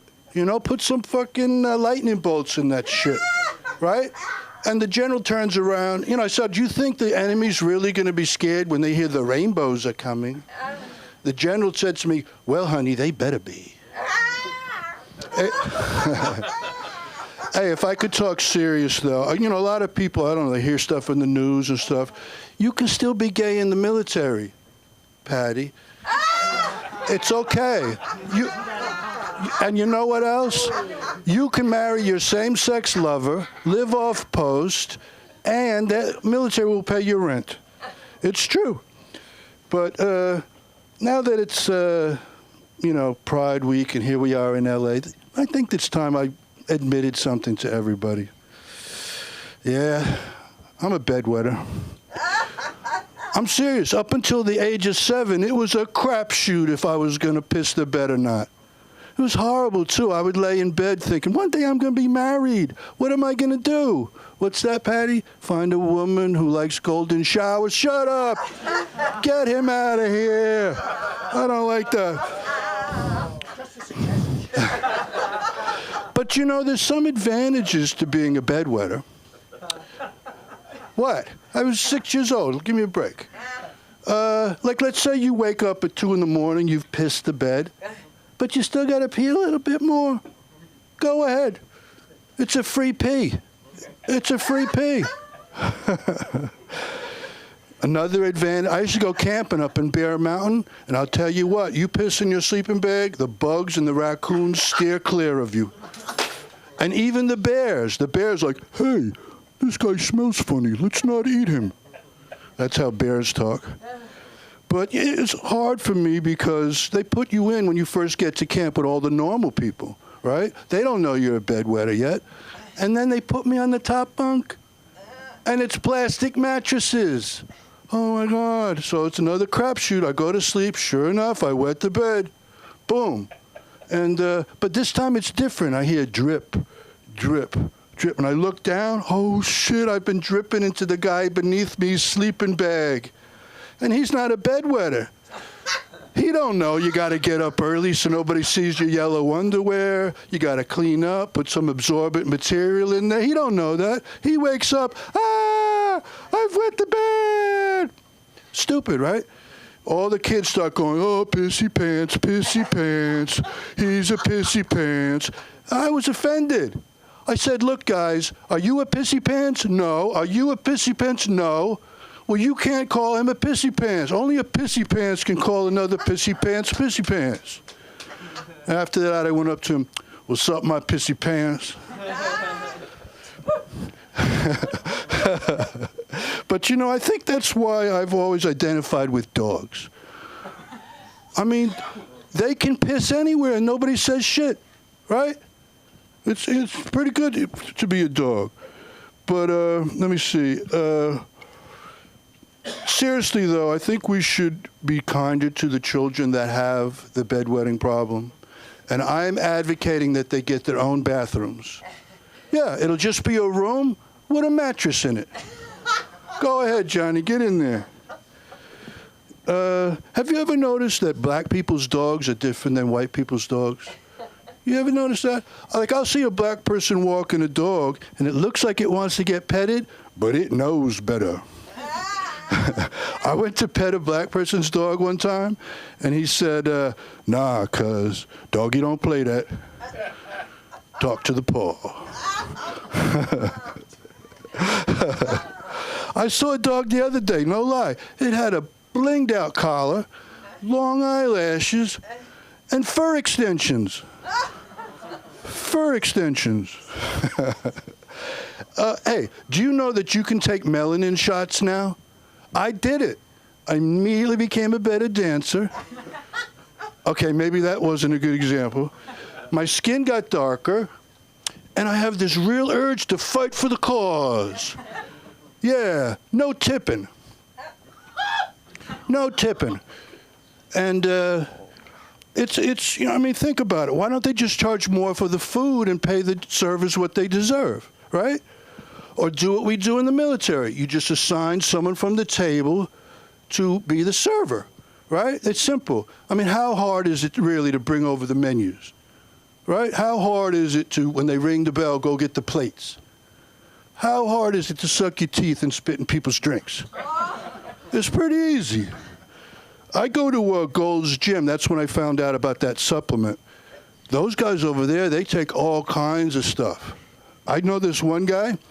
He said, I will eat a whole pound of dog poop if it will make me bigger. I don't know, but he is big as shit.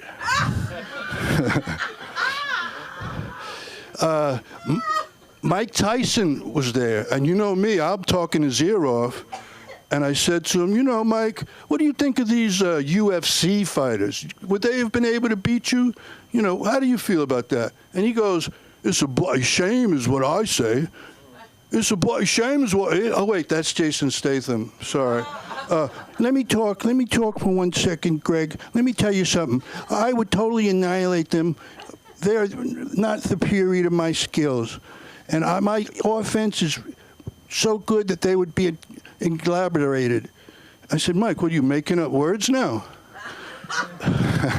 Let me just ask you a question, Mike. Suppose we was fighting and I swept your legs out from under you. He said, Troy, if you was ever even thinking about sweeping my legs, I would hit you with a vacuum cleaner. All right. Thank you very much. This is my Instagram, and I just want to let you know I'm somewhat of a fitness influence on YouTube. That's my thing, my handle, and I wanted to give this shirt to Sunda tonight. I think it should fit. Let me put it on. Look, I got a gift, Mark. I didn't have to pay. All right? Give her a round. Oh, this is so beautiful. You could wear it like a dress if you want.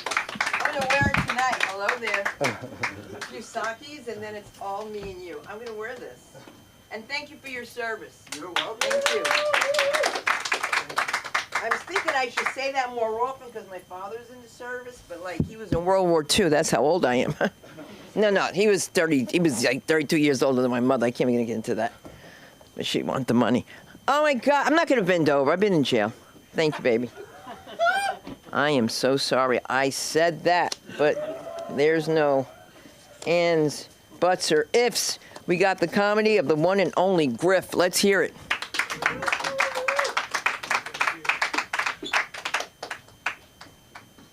Thanks, everyone. How you guys doing? You guys are good? Take out my little list. So I'm from here. I just got back from a trip. I was in Kansas visiting family. And I didn't realize that old people sleep with their mouths wide open in chairs. I walked in on my grandpa. I found him like that. I thought he died. I was like, oh my God, Grandpa? And he was like, oh. He woke up. But my heart was racing for a second, you know, because I thought I was getting $2 million. It's like, take your time, Grandpa. Take your time. You're good. I was there for a wedding, though. My cousin was getting married, and I was driving with my grandpa to the wedding. And we drove by this big church, and there was a funeral getting out. And it was a black funeral. There was like a lot of black people in the parking lot. And we drove by, and my grandpa looks, and he just goes, black. I reacted the same way. I was like, that's all he said, just black. It wasn't racist, but it wasn't not racist, you know? It was racist the way that sparkling water is flavorful. It wasn't in your face, but the essence was there, you know? It was like the grapefruit LaCroix of racism. I was like, no, I taste it. No, I taste it. And we get to the wedding, and my cousin was getting married to an Indian guy. And a bunch of his Indian family members were in this yard 50 feet away.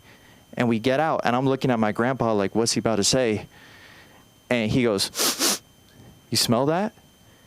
And at that point, I was like, okay, Grandpa, now I got to butt in, because that is racist. Implying that these Indian people are so stinky that you can smell them from 50 yards away, that's racist, and now I got to say something. And then he pointed to the chefs barbecuing, and he was like, I was talking about the food. I was like, oh man, I'm the racist one. Shoot. So I'm racist. No, not actually. And I got back. I had a scary situation happen to me. I was leaving a restaurant, and I almost got ran over by a guy on one of those one-wheel things. You know what I'm talking about? It's like a skateboard, but it has one wheel. It's like a dork mobile. If you've seen them, they're incredible. But he was going so fast, he almost killed me. It was like 2 seconds away. And I was thinking, that would be the hardest call to insurance in my entire life. I'd be like, hey, just got injured by a vehicle. They'd be like, oh my God, a car? Nah. A motorcycle? Nah, warmer, but an e-scooter? What could be more embarrassing than an e-scooter? Yeah, actually, never mind. I'm gonna walk it off. I'm good. Never mind. So that was bad. You guys ready for self-driving cars? They're already here, but one day we're all gonna be in them. It's crazy. I wonder if there will still be road rage when there's self-driving cars. I think there will be, but it'll just be more awkward, you know? Like your self-driving car cuts off another self-driving car, and then that self-drives right next to you, and they see that you're watching Sex and the City on your iPad. They're like, what the hell? I'm like, I'm watching a show. I'm sorry. They're like, it's all good. I'm eating tacos. So it's on the cars, I think. I wonder if there'll still be racist road rage. Like one car pulls up, they're like, you're driving like an Asian. I'm like, it was an Asian programmer, so you're half right. Not all the way. I'm Jewish. Anyone else? Yeah. I feel like maybe non-Jewish people relate to this, but I'm Jewish, and I feel like I have enemies. Like I have enemies in my day-to-day life. Like I'm a psycho. Like just strangers are my enemies, and they don't know that they are. There's a guy in my gym. He moans in the steam room. He's like, oh, he does that in the steam room. And our gym schedules are synced up. So I've been in the steam room with the moaner like 3 times. And I don't have, like, I'm not confrontational, so I haven't had the balls to say anything. So I just sit there getting angry and, like, just driving me crazy. And then I was there yesterday, and I saw him working out. I saw him squatting. And I just had to go into the yoga room, and I was just having, like, theoretical arguments with myself, like, imagining how to confront him. Because I was thinking, like, I could get in there, and I could be like, hey, could you please stop moaning? But moaning is accusational. If you say stop moaning, he'd be like, oh, I'm not moaning, and then it's a fight. Then he's gonna kill me in the steam room because I accuse him of moaning. I was thinking, like, maybe I should be friendlier. Like, what if I ask his name? Like, that's kind of psycho, but what if I ask his name first? I'm like, hey, what's your name? Oh, nice, I'm Griffin. Could you please stop moaning? Thanks. That'd just be crazy. And then I was thinking, like, maybe I should de-escalate it with humor.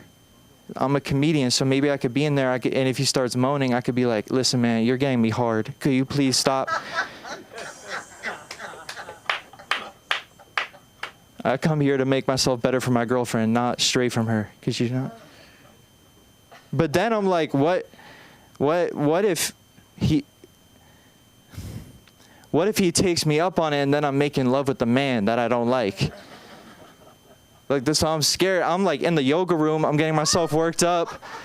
I'm like, you know what? F it. I'm quitting.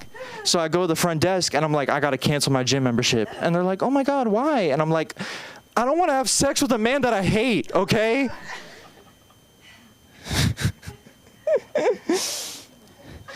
Anywho, just back to the notes after that.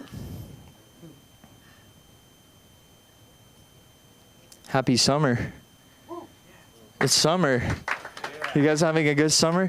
I still can't get over the fact that when you're an adult, you just don't get a summer vacation anymore. I'm like not too far separated from school. It's like we all one day just go cold turkey on that. And it's just like, you just have to like, it's summer, I have to go to my job. And if my boss asks me for something, I have to say yes. You know? My boss isn't like, hey, can you do this? I'm like, oh come on, it's summer. Gosh. Mom, call my boss mom. She's not my mom. Summer. I missed out on summer stuff. Like I never went skinny dipping. And now I miss my window. I can't go do that as a man. I can't go like if I go skinny dip at my neighbor's pool as an adult man, it's going to be a Netflix true crime documentary. Because, like, I got a bush. Like, imagine seeing a strange man with a bush emerge from your pool at night. It'd be on Dateline. Tonight, a naked, hairy man emerged and got shot. Be freaking crazy. That's all I have on that. But, no, are you guys grateful? Yeah. You seem very grateful, all things considered. That inspired, because I'm a very ungrateful person, and I'm entitled. I'm just trying to work on it. Like I think I'm a kid that would have benefited from visiting an African village in my youth. Like I know it's annoying when like privileged white kids go to African villages to like get more perspective on the world, but that shit works actually, and I should have done that. The closest I got to really humbling myself was when I go on a family vacation to a resort and we would be at the airport and then you have to drive to the shitty town on the outside of the resort to get to the resort. I look out the window and be like, nah, I need to be a grateful, better person. And then I get to the resort and I'm on my Nintendo DS in a hot tub and it's just a distant memory. Just a distant memory. That's all I have on that. You guys go to I'm done, I think. All right, thank you guys so much. You can find me at Griff James on social media, and I read every comment.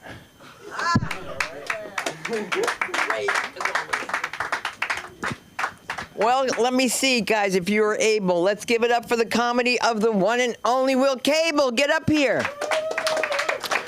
I will light you at 3. Okay? All right. I don't know why somebody asked me today if I was a BG or related to one. I don't see it. I went to the bathroom, ran into, one of the neighbors, and they said, "Oh, are you Tony Hawk?" It's like, I don't see that one either. And then in the bathroom, somebody said, "You're Scooby." Shaggy from Scooby-Doo. Scooby. Why not? That's a little rough when you're 53. Should have gotten that out of my system when I was younger. I think it embarrasses my son. He's a little different than me. He, straight A student, varsity athlete. He's a real disappointment. Yeah, that kid. When he was 7, he hit the game-winning run in Little League. Afterwards, he said to me, "Dad, you have no idea what it's like to be as good as me." I was like, "No, son, I don't, but keep pushing the car. We're almost to the gas station." Oh, man, that kid. Baseball's his thing. He'll come home, and I'll try to talk to him, and he'll just, down at the phone, walk right by me, especially if I'm trying to tell him, "Look, your mom and I are going out." So in the room, slam the door, and I'm going to go talk to him. But I can hear him in there berating his friends on Xbox, flexing. I don't even know what that sounds like, but that was going on. Whatever a 15-year-old narcissist does. So I'm like, fuck him. We're just going to go to the show. So we get to the show. It's at the Hollywood Bowl, and immediately, there's people walking around going, "Doses, Molly, shrooms." And I'm just like, "Oh my God, guy, we're parents. Give us all 3. We don't get out much." So finally, I'm feeling really good for a change. I don't even know I have kids. And walking along and hear that, the didgeridoo, the boom. Oh, it's my cell phone. Click. "Dad, I broke my nose." "No, you didn't. Not tonight." Right back in the pocket. No, he didn't break it. As far as I could tell, I was seeing Paisleys and unicorns. No, it wasn't. I just seen him. He was of course, going to go see a girl, and who knows? I didn't care. But my wife, being the motherly type, said, "Honey, you go into the show. I'll go home." And I'm like, "Dear, you're on the ground on a planet far, far away. I'm hoping to get you into the show." Oh, man. Then what? Oh, I have another kid. How could I forget about this one? The creative one. The left-handed one, the always naked one. When I say always naked, it's not because he's a nudist. It's just forgets, what he's doing and walks around naked. Like, he'll get in the shower, and all of a sudden, it's like you hear the water turn off, and I'm laying there on the couch, and I just feel this moisture, like this cloud around me. And I'll look up, and there he is, soap coming out of his hair, dry, unused towel thrown over the shoulder, just dripping. And he goes, "Hey, Dad, I had an idea." And I'm like, "All right." He goes, "Gonna start a nonstop flight from LAX to Bali. Gonna be a game changer." Now, I don't want to crush whatever's going on in his mind, because I'm a modern parent. So I don't say anything, except for once. I had to. The next day, I'm in his room. All right, truth be told, I was naked too.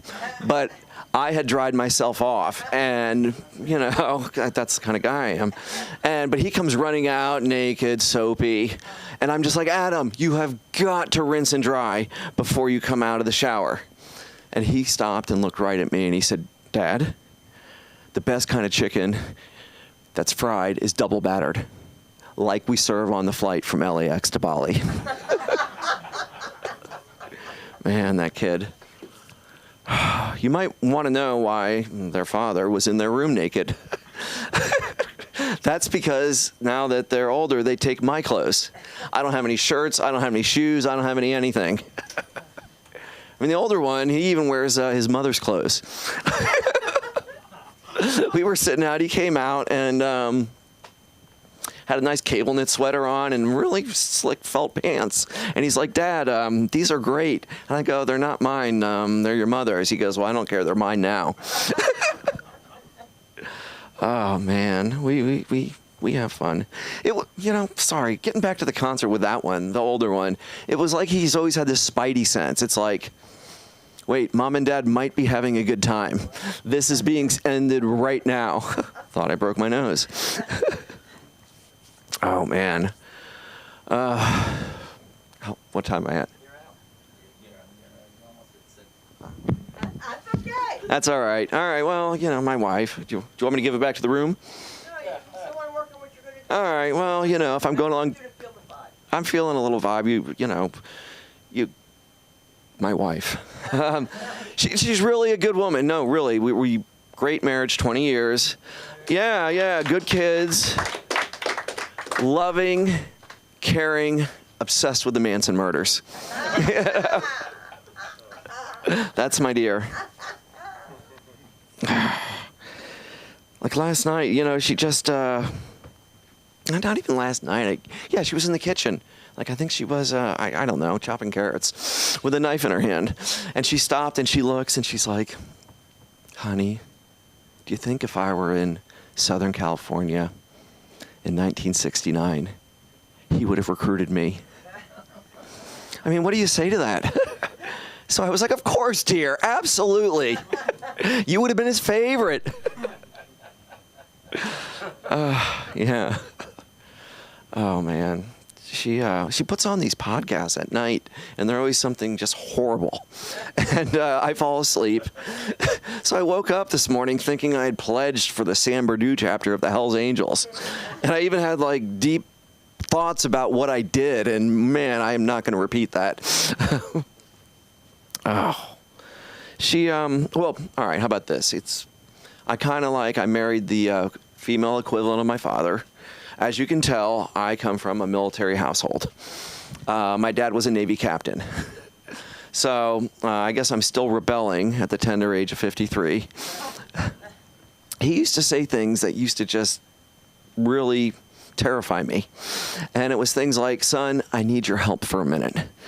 And that could lead from 1 minute to 2 hours.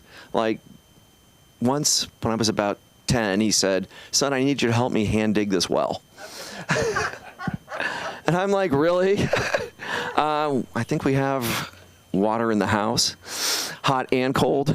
No, but we did it, and it worked. It helped me out later in life. When I went to college, they said, what do you want to be for your major? I said, I'm not sure. Do I have to hand dig a well with any of these? And they go, well, a geologist tells the guy where to dig the well. And I said, that's me. I'm going to become a geologist. Oh, man. So, did that. Have the wife. We got a dog. If you go to the no-kill shelter on Free Dog Day, you will end up with a very, very poorly behaved dog. So for $300, we got a free dog. And this thing ate the interior of my car. I mean, it ate the seats, the springs, steering wheel. And you know the way you hear Fluffy, a little dog, ate a ball. Oh, we have to go get surgery because it's going to die if we don't get the ball out. I watched the dog. Nothing came out, but she was fine. I was like, all right, she's got to be part seat.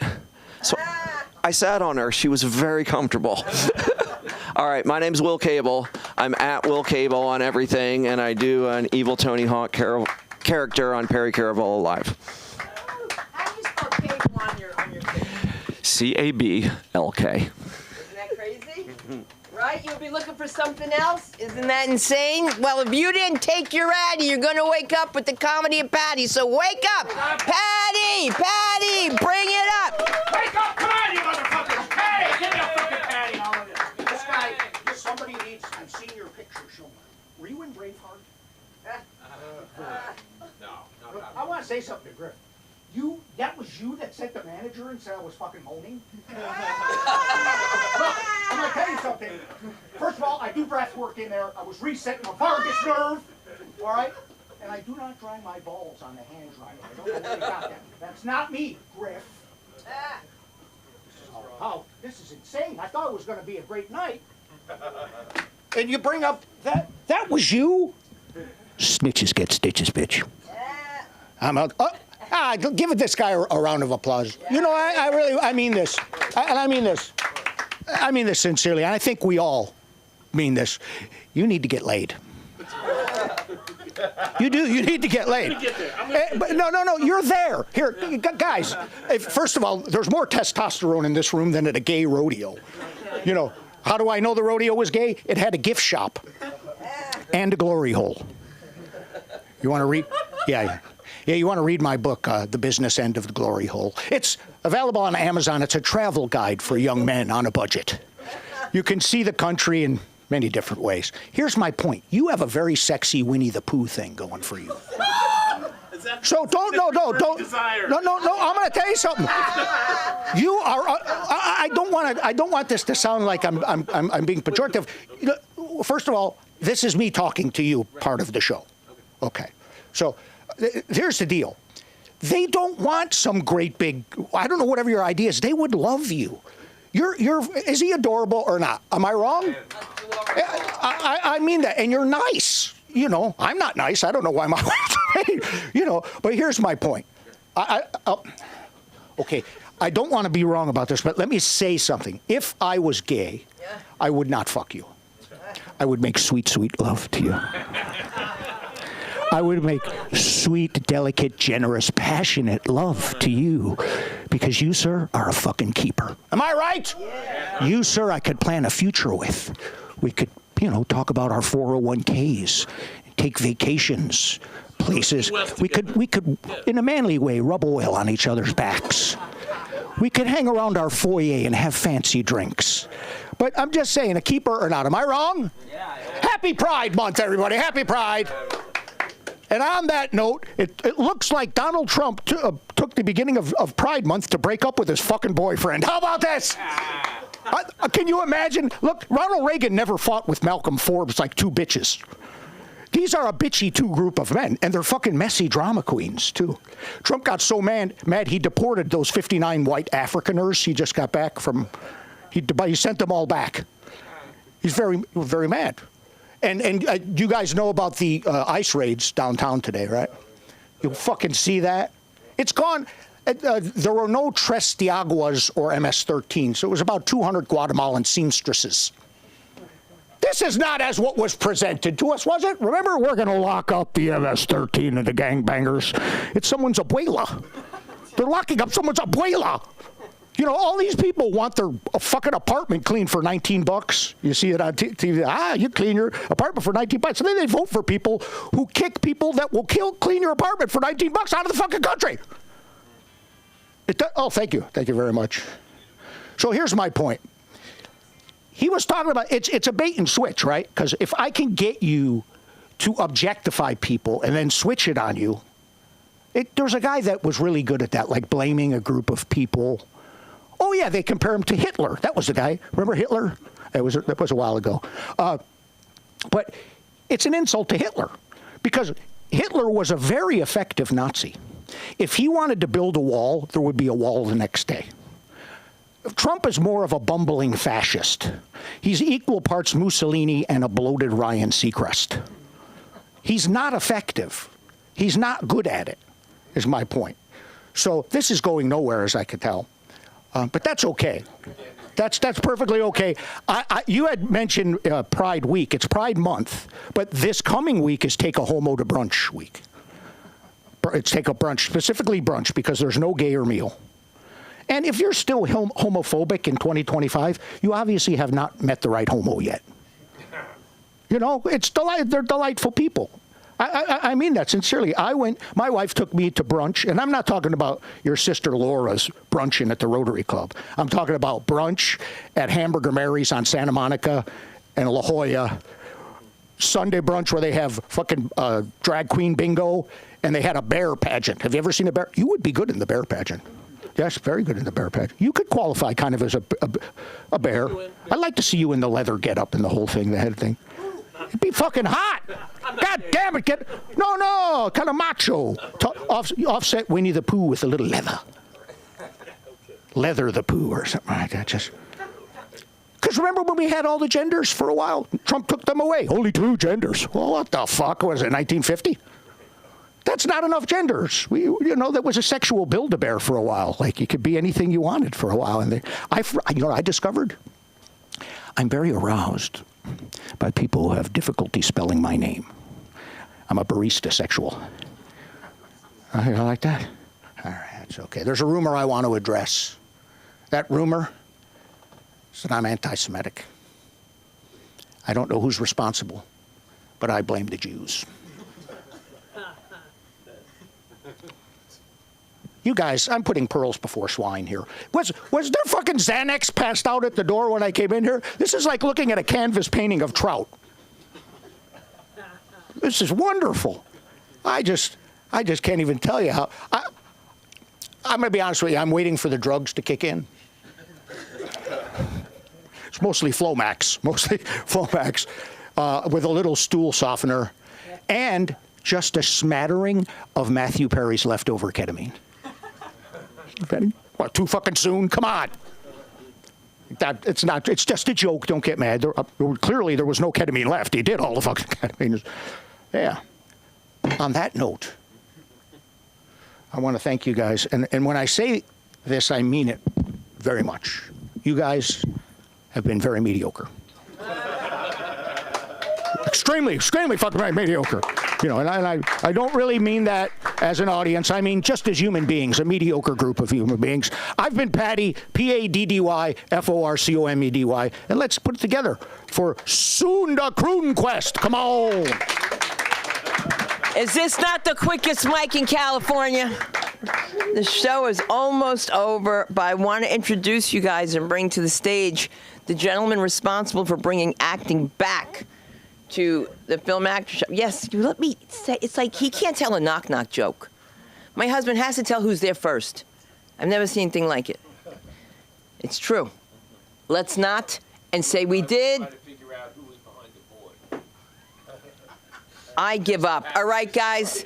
I give up, but I want to tell you something. What matters is that when you're doing this, and people say to me, I don't want to be an actor. I'm a comedian. I don't want to be an actor. Well, one day someone's going to call and say, I've got an audition for someone. And by the way, Marty, who just told me that she can do everything and wants to be a comedian, please call me as soon as possible, okay? Please call me at 470-1939, area code 310, 470-1939. And yes, we'll exchange. We have acting classes, we have podcasting, and I just have to put that out there because the gentleman that's coming to the stage has helped me get over my fear. Not fear, but I can't. My husband says I can't remember shit, okay? I can't memorize it, right? But if you want to see me on the highest rated Law & Order, I was on there, so thank you. But I do have to give it up for you. But this guy doesn't make me stressed out as much, and that's why he's so cool. Let's give it to the director of the Film Actors Cafe, Aaron McIntyre.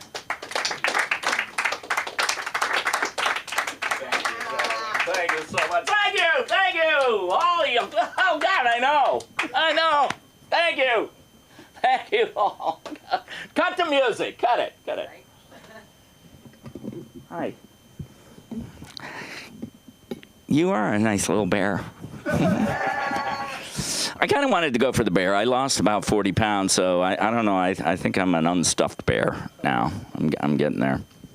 My name's Aaron McIntyre, but it's not A-A-R-O-N, so please don't call me A-A-Ron because I don't like it. That's basically the bottom line. And it's not E-R-I-N, which is the gay way. If you're a guy and got an E-R-I-N, sorry about that. It's almost as gay as the name I changed my name from. Look it up. And it's not A-A-R-O-N, because A-A is supposed to be anonymous. Am I right? Let me tell you something. I'm in rehab, okay? That's when everybody's supposed to applaud. Come on, give it up. I'm in rehab. That's right. Been a whole 23 and a half hours since I had a drink. I'm going down to an AA meeting. I'm going to get my chip, my 24-hour chip. Anybody going to AA? Anybody? Nobody?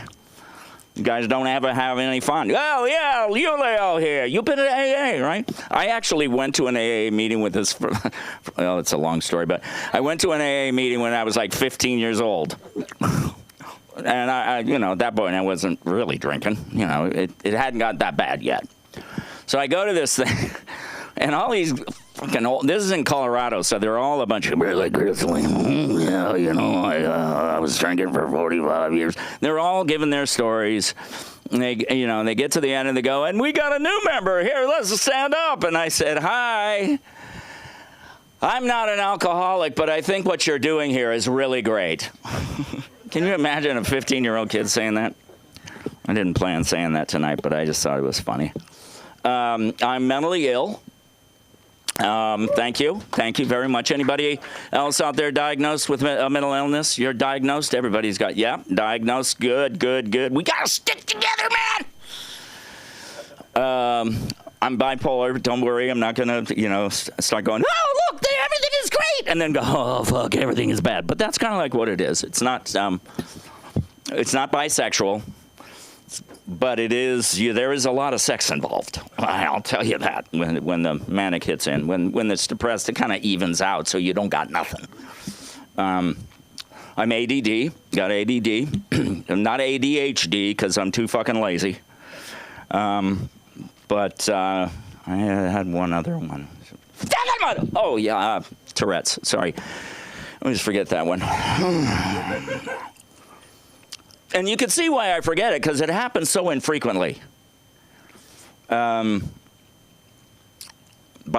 by the way, does not mean that you live on both ends of the earth. It's not like you're doing that commute. It's not like bicoastal, but that commute is much, much, much worse than the bicoastal.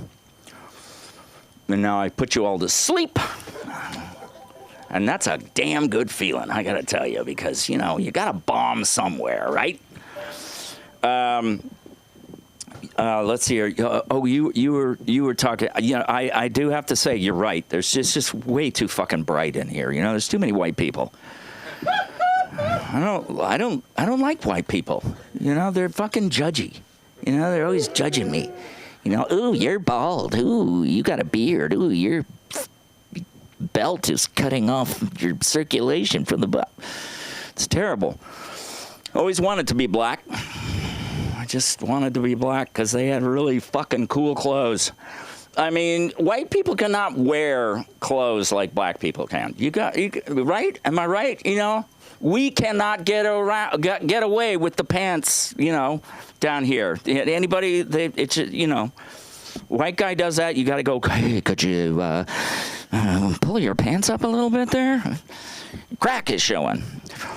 I think the plumbers started that whole thing. I think that's where it all started. The plumbers with the plumber's crack, that's what started that whole trend. I did move to Colorado because I wanted to be a minority.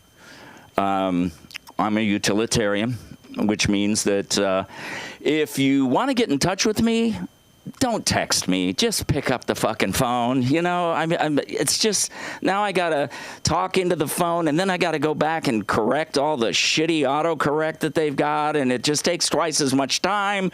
So I'm lost, people. So please, don't do it to me. Don't do it to me. I did move down from the Bay Area about 3 years ago, and I moved down, and when I came here, I was so sick of the white people. In Berkeley, it's terrible. It is terrible. I hate the white people. They're terrible. Yeah, I went through 2 hours of listening to like 300 white people get up and speak in front of the city council about the SNPs program. They're giving dogs vasectomies. You're taking my dog's right away from him to have a family. Somebody actually said that. You're taking my dog's rights away from him to have a family. They dress up like trees when they want to save a tree, you know. You want to cut them down, you want to cut them off at the knees. You know, somebody was saying that we can't call them homeless people anymore. We have to call them unhoused. You know what they call them in Berkeley? Outdoorsmen. I saw a sign that actually said, please keep the gate closed to keep out the outdoorsmen. Got to find a punch for that. There's something there, I'm pretty sure. Somewhere. Got a lot of... I really like being up here. You like being down there? No, it's a bunch of comedians. Nobody wants to be out there. They're all going, would you just shut the fuck up so I can go, oh my God. Which is fine, because that's what I was doing over there. Yeah. Go ahead, keep that going. That helps me. Yeah, good. Good. Keep a beat. Boom, God, I'm terrible at beatboxing. I got to learn how to do that, though, because I want to do a song, you know? Darling, you... Come on. Send me, darling, you...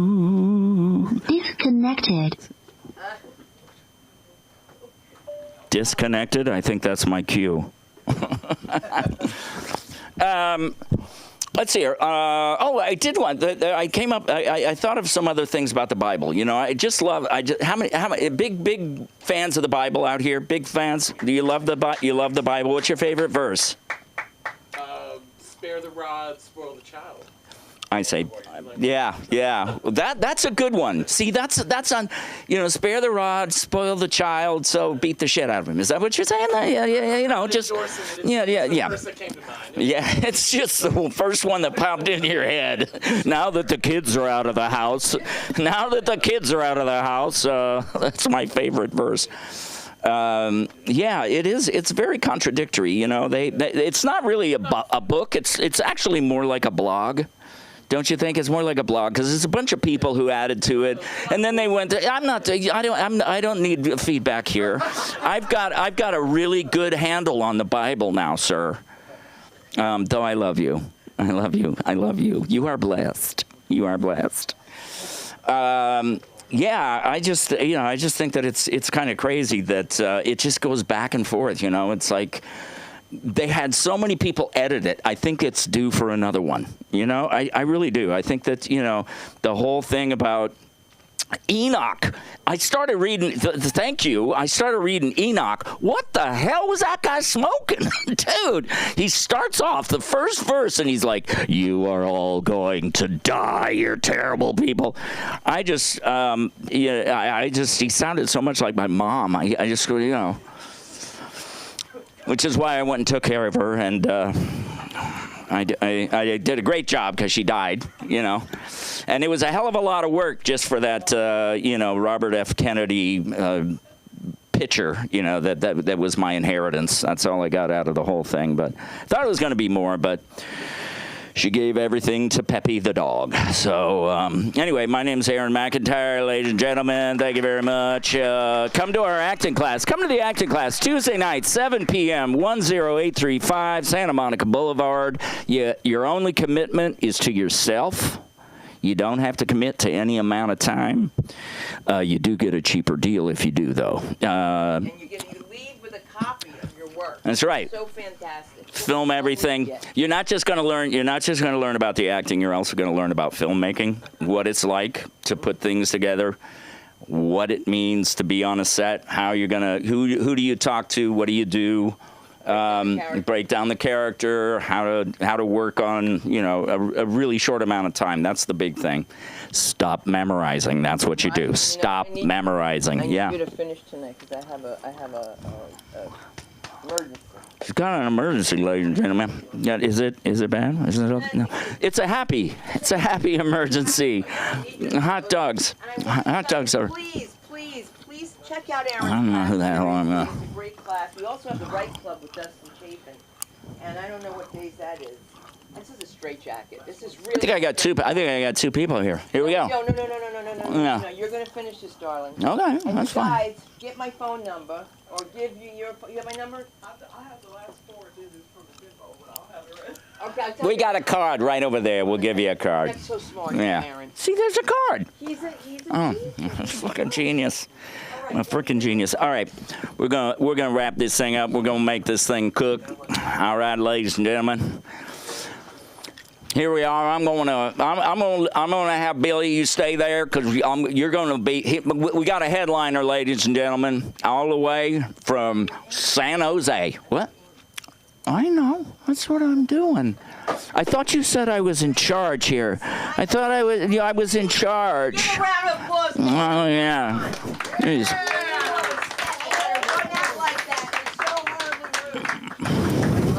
I love you too. Goodbye. Get my phone number, Pam. Come on. Get the fuck out of here. I love Cinda.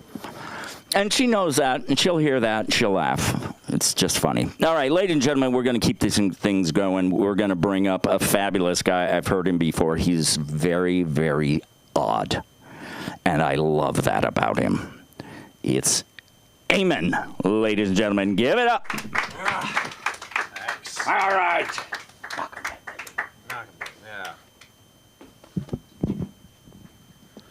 So, you all hearing me? Good. Yeah, that's great. Because I'm not here to shout tragedy, even though my life is a tragedy. I'm not a comedian, I'm a tragedian. Got a lot of people in my age bracket up here on the stage today. 55. Still living. I'm at that point in my life where I start looking for, those jobs where you're actually participating in the medical studies. You're a test subject, guinea pig, lab rat, whatever. I tried out for this experiment in a treatment for arthritis, and I got turned down because my arthritis wasn't severe enough. And I just spoke with someone on the phone today. They were looking for someone who's in need of some male balding treatment, but they said I had too much hair. So in both cases, I felt flattered. Yeah, flattered. Oh yeah, you think I'm not that severe? Oh, thank you. So I'm also a writer. Yeah, my friend and I, we met in therapy, and we both decided to go into writing, and we remembered the work of Ernest Hemingway and his advice. There's nothing to writing. You just sit in front of a typewriter and bleed. I'm way ahead of my friend, because I didn't commit suicide. So, I'm thinking they really ought to just deport AI and keep the immigrants and have them do the computer-generated images. See, I think that's only fair, right? Now, I haven't heard the news. This Japanese company just retired one of its computerized machines, some sort of industrial machine. They retired it. They even had a ceremony. One of the workers there was actually crying when he was just putting his hand on it. They had a ceremony, and then they just hauled it off and disposed of it environmentally friendly way. I just wish they had that kind of, kindness for the retiring workers here in the U.S. But most companies around here, they don't do that. They don't have a big, push-off ceremony, although they'll do what they did to this machine, dump it into the ocean. Now, I've heard some news out of China. China's been having some problems with corruption. Some fuel for their miso silos was stolen. Yeah. And the missiles were refueled instead with water. So how did the president respond? He banned all the books and movies of Bruce Lee, Kung Fu Master. You know why? Well, if you know about Bruce Lee, you know one of his biggest philosophies was be like water. Yeah, somebody took him a little too seriously. And so, meanwhile, Pete Hegseth didn't show up for the NATO summit regarding Ukraine's admission into NATO. There he was, Secretary of Defense, and he doesn't go to a NATO summit. He was the first guy to pull a no-show on that. And his reasoning for that, erasing of the names from the battleships, like the Harvey Milk is being renamed. He wants us to return to our warrior culture. What kind of warrior is he talking about? Obviously not the round table culture, because, the knights all sit around and they have, equality here. But I'm in favor of that. We should have a warrior culture, like the samurai. I'm sure he'll love that, because the samurai were not allowed to own any property other than their sword. Man, does that make sense? Of course it does. Tell that to him. And so I'm also an actor, done acting. I was just playing a bad guy in a movie down at Long Beach. It's really amazing how anybody can be a bad guy. You just gotta really grimace, and you gotta be mean. And you just gotta make sure you have the camera at the right angle so it gets your best side, It worked for me. And so,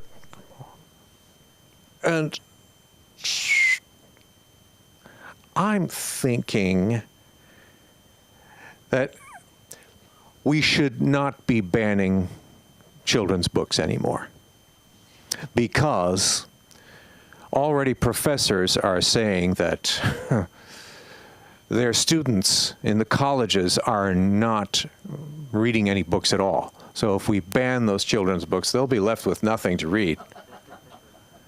But what's really getting to me is what kind of books they're banning and what kind of books they should have students read.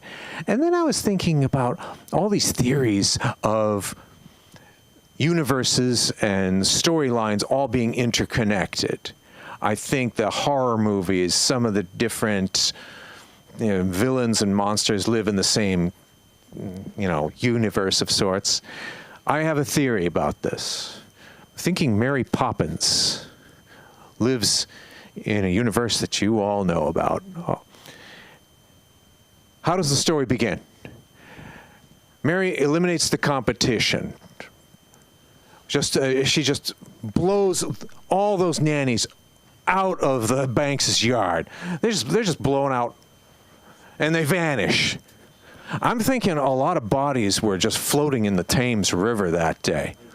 And then it hit me. Mary Poppins is a descendant of Stephen King's Carrie. Oh, you don't believe me? Oh, yeah? Well, how many people remember Disney's Herbie? The Love Bug. Oh, yeah. Then I'm sure you remember John Carpenter's Christine. Hey, prove me wrong. I challenge you on that. I challenge you. Now, we're in California where the most religions have been founded. Their policy was you practice what you believe. I'm taking pride in being kicked out of all of them. Now, did you know there's a Church of the Jedi? Jedi, yeah, the Church of the Jedi. How do you get kicked out of that? Well, I just say, I just come up with that heretical question. Why is it that they're swinging those lightsabers like it's a Scottish claymore made of 50-pound wrought iron? when the lightsaber doesn't have any weight, and you should be able to go like this. But then again, I'm thinking religion is where you're not supposed to ask questions. Philosophy is when you ask nothing but questions, and any answer will do. And that's all I have. I kept it clean today because I'm practicing for America's Funniest People. Thanks a lot, people. Eamon McGrail, EAMONN, The Zealot, all one line in Instagram. Thank you. Thanks. Nice work, man. Strong handshake. Thank you. Thank you. Yeah. Yeah. Try to be as macho as I can. All right, ladies and gentlemen, we're rounding out the evening. We've got our headliner coming up right now. You know him, you love him. He's just a genius at all sorts of things, including social media, bringing up websites, all that kind of stuff. Put your hands together for Billy Ramirez. ¿Qué pasa, familia? Es un placer estar aquí con ustedes. I bet some of you didn't know I could do that, huh? Yeah, I just love doing that. It makes me feel like an undercover Latino. I love feeling like an undercover Latino. Like for example, another way I like to do that is just introduce myself like, "Hi, I'm Billy, person of color. Nice to meet you." You know, or another fun thing to do is like, say I'm out and then I see someone doing some like, I don't know, kissing their dog right on the mouth. Then I could turn to someone else like, "White people, am I right? Hi, Billy, nice to meet you. You like Dave Matthews too? All right, anyways." So yeah, it's nice to, wrap up a show. Everyone's been here for 14 hours and just dying to go home. I love the energy. It's great. All right, so you're in for a treat, actually. I'm not going to do my last joke, all right? That's the bonus.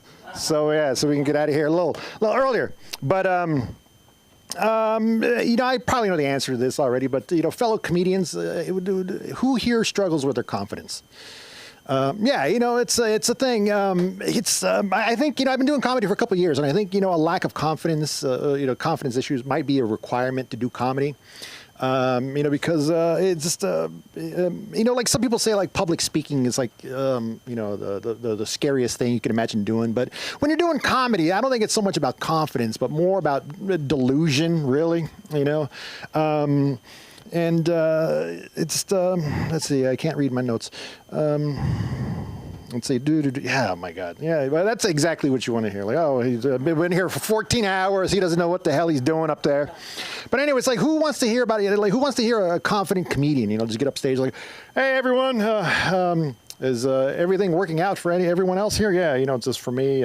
Everything's great. I have nothing to complain about. I was hugged plenty as a child.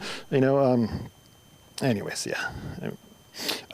So I think some of my confidence issues stem from the fact that I was raised under the rule of La Chancla. I don't know if you know what La Chancla is, but it's a piece of footwear and also a disciplinary device used by Latina mothers and other mothers of color. It's my mom. She was so good at it. She could throw like a boomerang, like around corners and everything. She wouldn't even take her eyes off the telenovela she was watching, And like I still have issues with La Chancla. Like for example, I was walking past Cafe 50s on Santa Monica Boulevard the other day, and I saw this lady. She was eating lunch, finishing up lunch, and then she reached down to to adjust her sandal, and I almost dove into traffic. Like I wasn't going to take any risk. Forget that. Like La Chancla doesn't ask any questions. But I wish I were confident. Confident like someone who attempts a backflip even though they probably have never attempted one. Like every now and then I'll see a video on YouTube where just someone just biffs a backflip, and clearly they didn't know how to do it, but they had the confidence to try. And wish I was confident, maybe like a crossing guard. Yeah, I don't know. Sometimes crossing guards get a little annoying, with their vest and their stop sign, and they get out there, like they're going to stand a chance against an impatient driver or a elderly driver who mistook a crosswalk for a crowded farmer's market, something like that. Too soon, yeah, the whole Santa Monica, that was like 14 years ago. Anyways, whatever. Yeah, let's see. So what else am I doing? But right now, actually, I'm kind of also struggling with my confidence because I'm looking for a new full-time job. I'm in marketing, and it's been exhausting because I got to send out resumes and cover letters. And I understand the resume. I don't understand the cover letter because I'm not applying for any writing jobs. You know, it's like the resume already has all the relevant details perfectly laid out. But then it's like, oh, why don't you turn this into a story? You know, it's so annoying. It's like I don't understand the point. I don't think, hopefully, I don't think any qualified applicant's ever been rejected because of a not so good cover letter. You know, like you're trying to hire a rocket scientist, and the rocket scientist goes like, "Oh, look, there's the rocket I built, but I was rejected because I used the wrong font for my cover letter," you know, or something like that. And I'm like, "Oh, you know, this guy's qualified, but no, this guy used Times New Roman. Let's go with him." But on the other hand, I'm hoping that some unqualified people aren't getting hired because of their cover letter. You know, just imagine you're hiring for a very important position. At the interview, you meet the individual, and they hand you the resume. You're like, "Hi, nice to meet you. Let's see here. Your name is Slapnuts. Okay, okay, Slapnuts. Let me take a look. Slapnuts. I gotta admit, this is the worst resume I've ever seen in my life. It says here that you haven't worked in 28 years, and the last thing you've done is run a video rental store in Davenport, Iowa. Is that correct, Slapnuts? You know, you know, it's again, like I said, this is the worst resume I've ever seen. But this cover letter you submitted, my Lord, if I may borrow a word from that very cover letter, I was enraptured. Okay, so just based on the cover letter and the cover letter alone, congratulations, you got the job. Tomorrow morning, you start as head of pediatrics here at Cedars-Sinai. You know, it's I hope that's never happened, but previously I was doing some marketing for an investment company, and that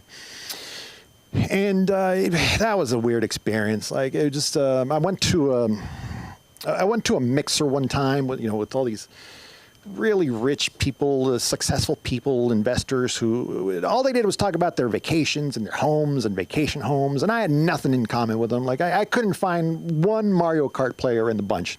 So one time I felt kind of confident to try something. It just bit me in the ass. I made an ass of myself, and I'm used to making an ass of myself. But this specific time, what happened was, so I overheard a group talking about the city of Winnipeg, and I decided, you know, I've done a little improv. I'm creative. I can think on my feet, I think. I decided to jump in and say, oh, you know, I've lived in Winnipeg before. And then the first question that was asked of me was, oh, where in Winnipeg did you live? And that is a problem if you don't know a goddamn thing about the city of Winnipeg. So I could have said, oh, you know, I live over off of Wayne Gretzky Boulevard or Stanley Park Avenue, something like that, you know. First and Main, I guess that might be the most common intersection in the world. I don't know. But I had nothing. I had absolutely nothing. So I just kind of just mumbled like, oh, you know, actually it was my coworker, and I just found a corner in which to feel stupid. So then I left and I started driving home, and then I started getting mad for getting called out about my own stupidity. You know, so I was driving home, and then I was like, where in Winnipeg did you live? You know, I was like trying to put it back on him. And yeah, it's like and I was just ranting in my car to no one. It's like, guy, why'd you blow up my spot, man? Why don't you learn some improv, learn how to yes and so I can be more interesting, okay?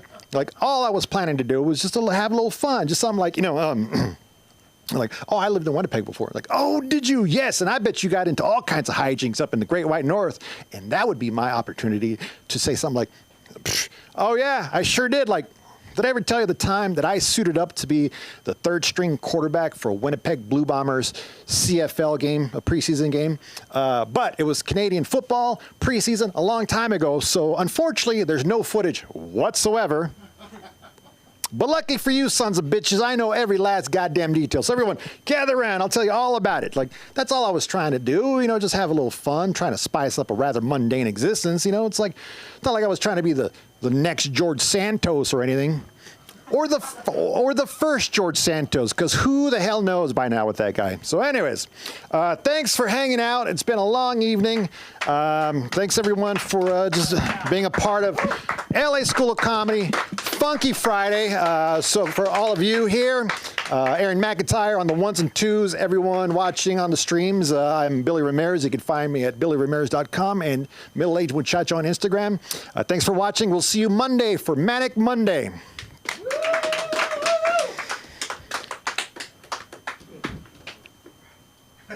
And we're out.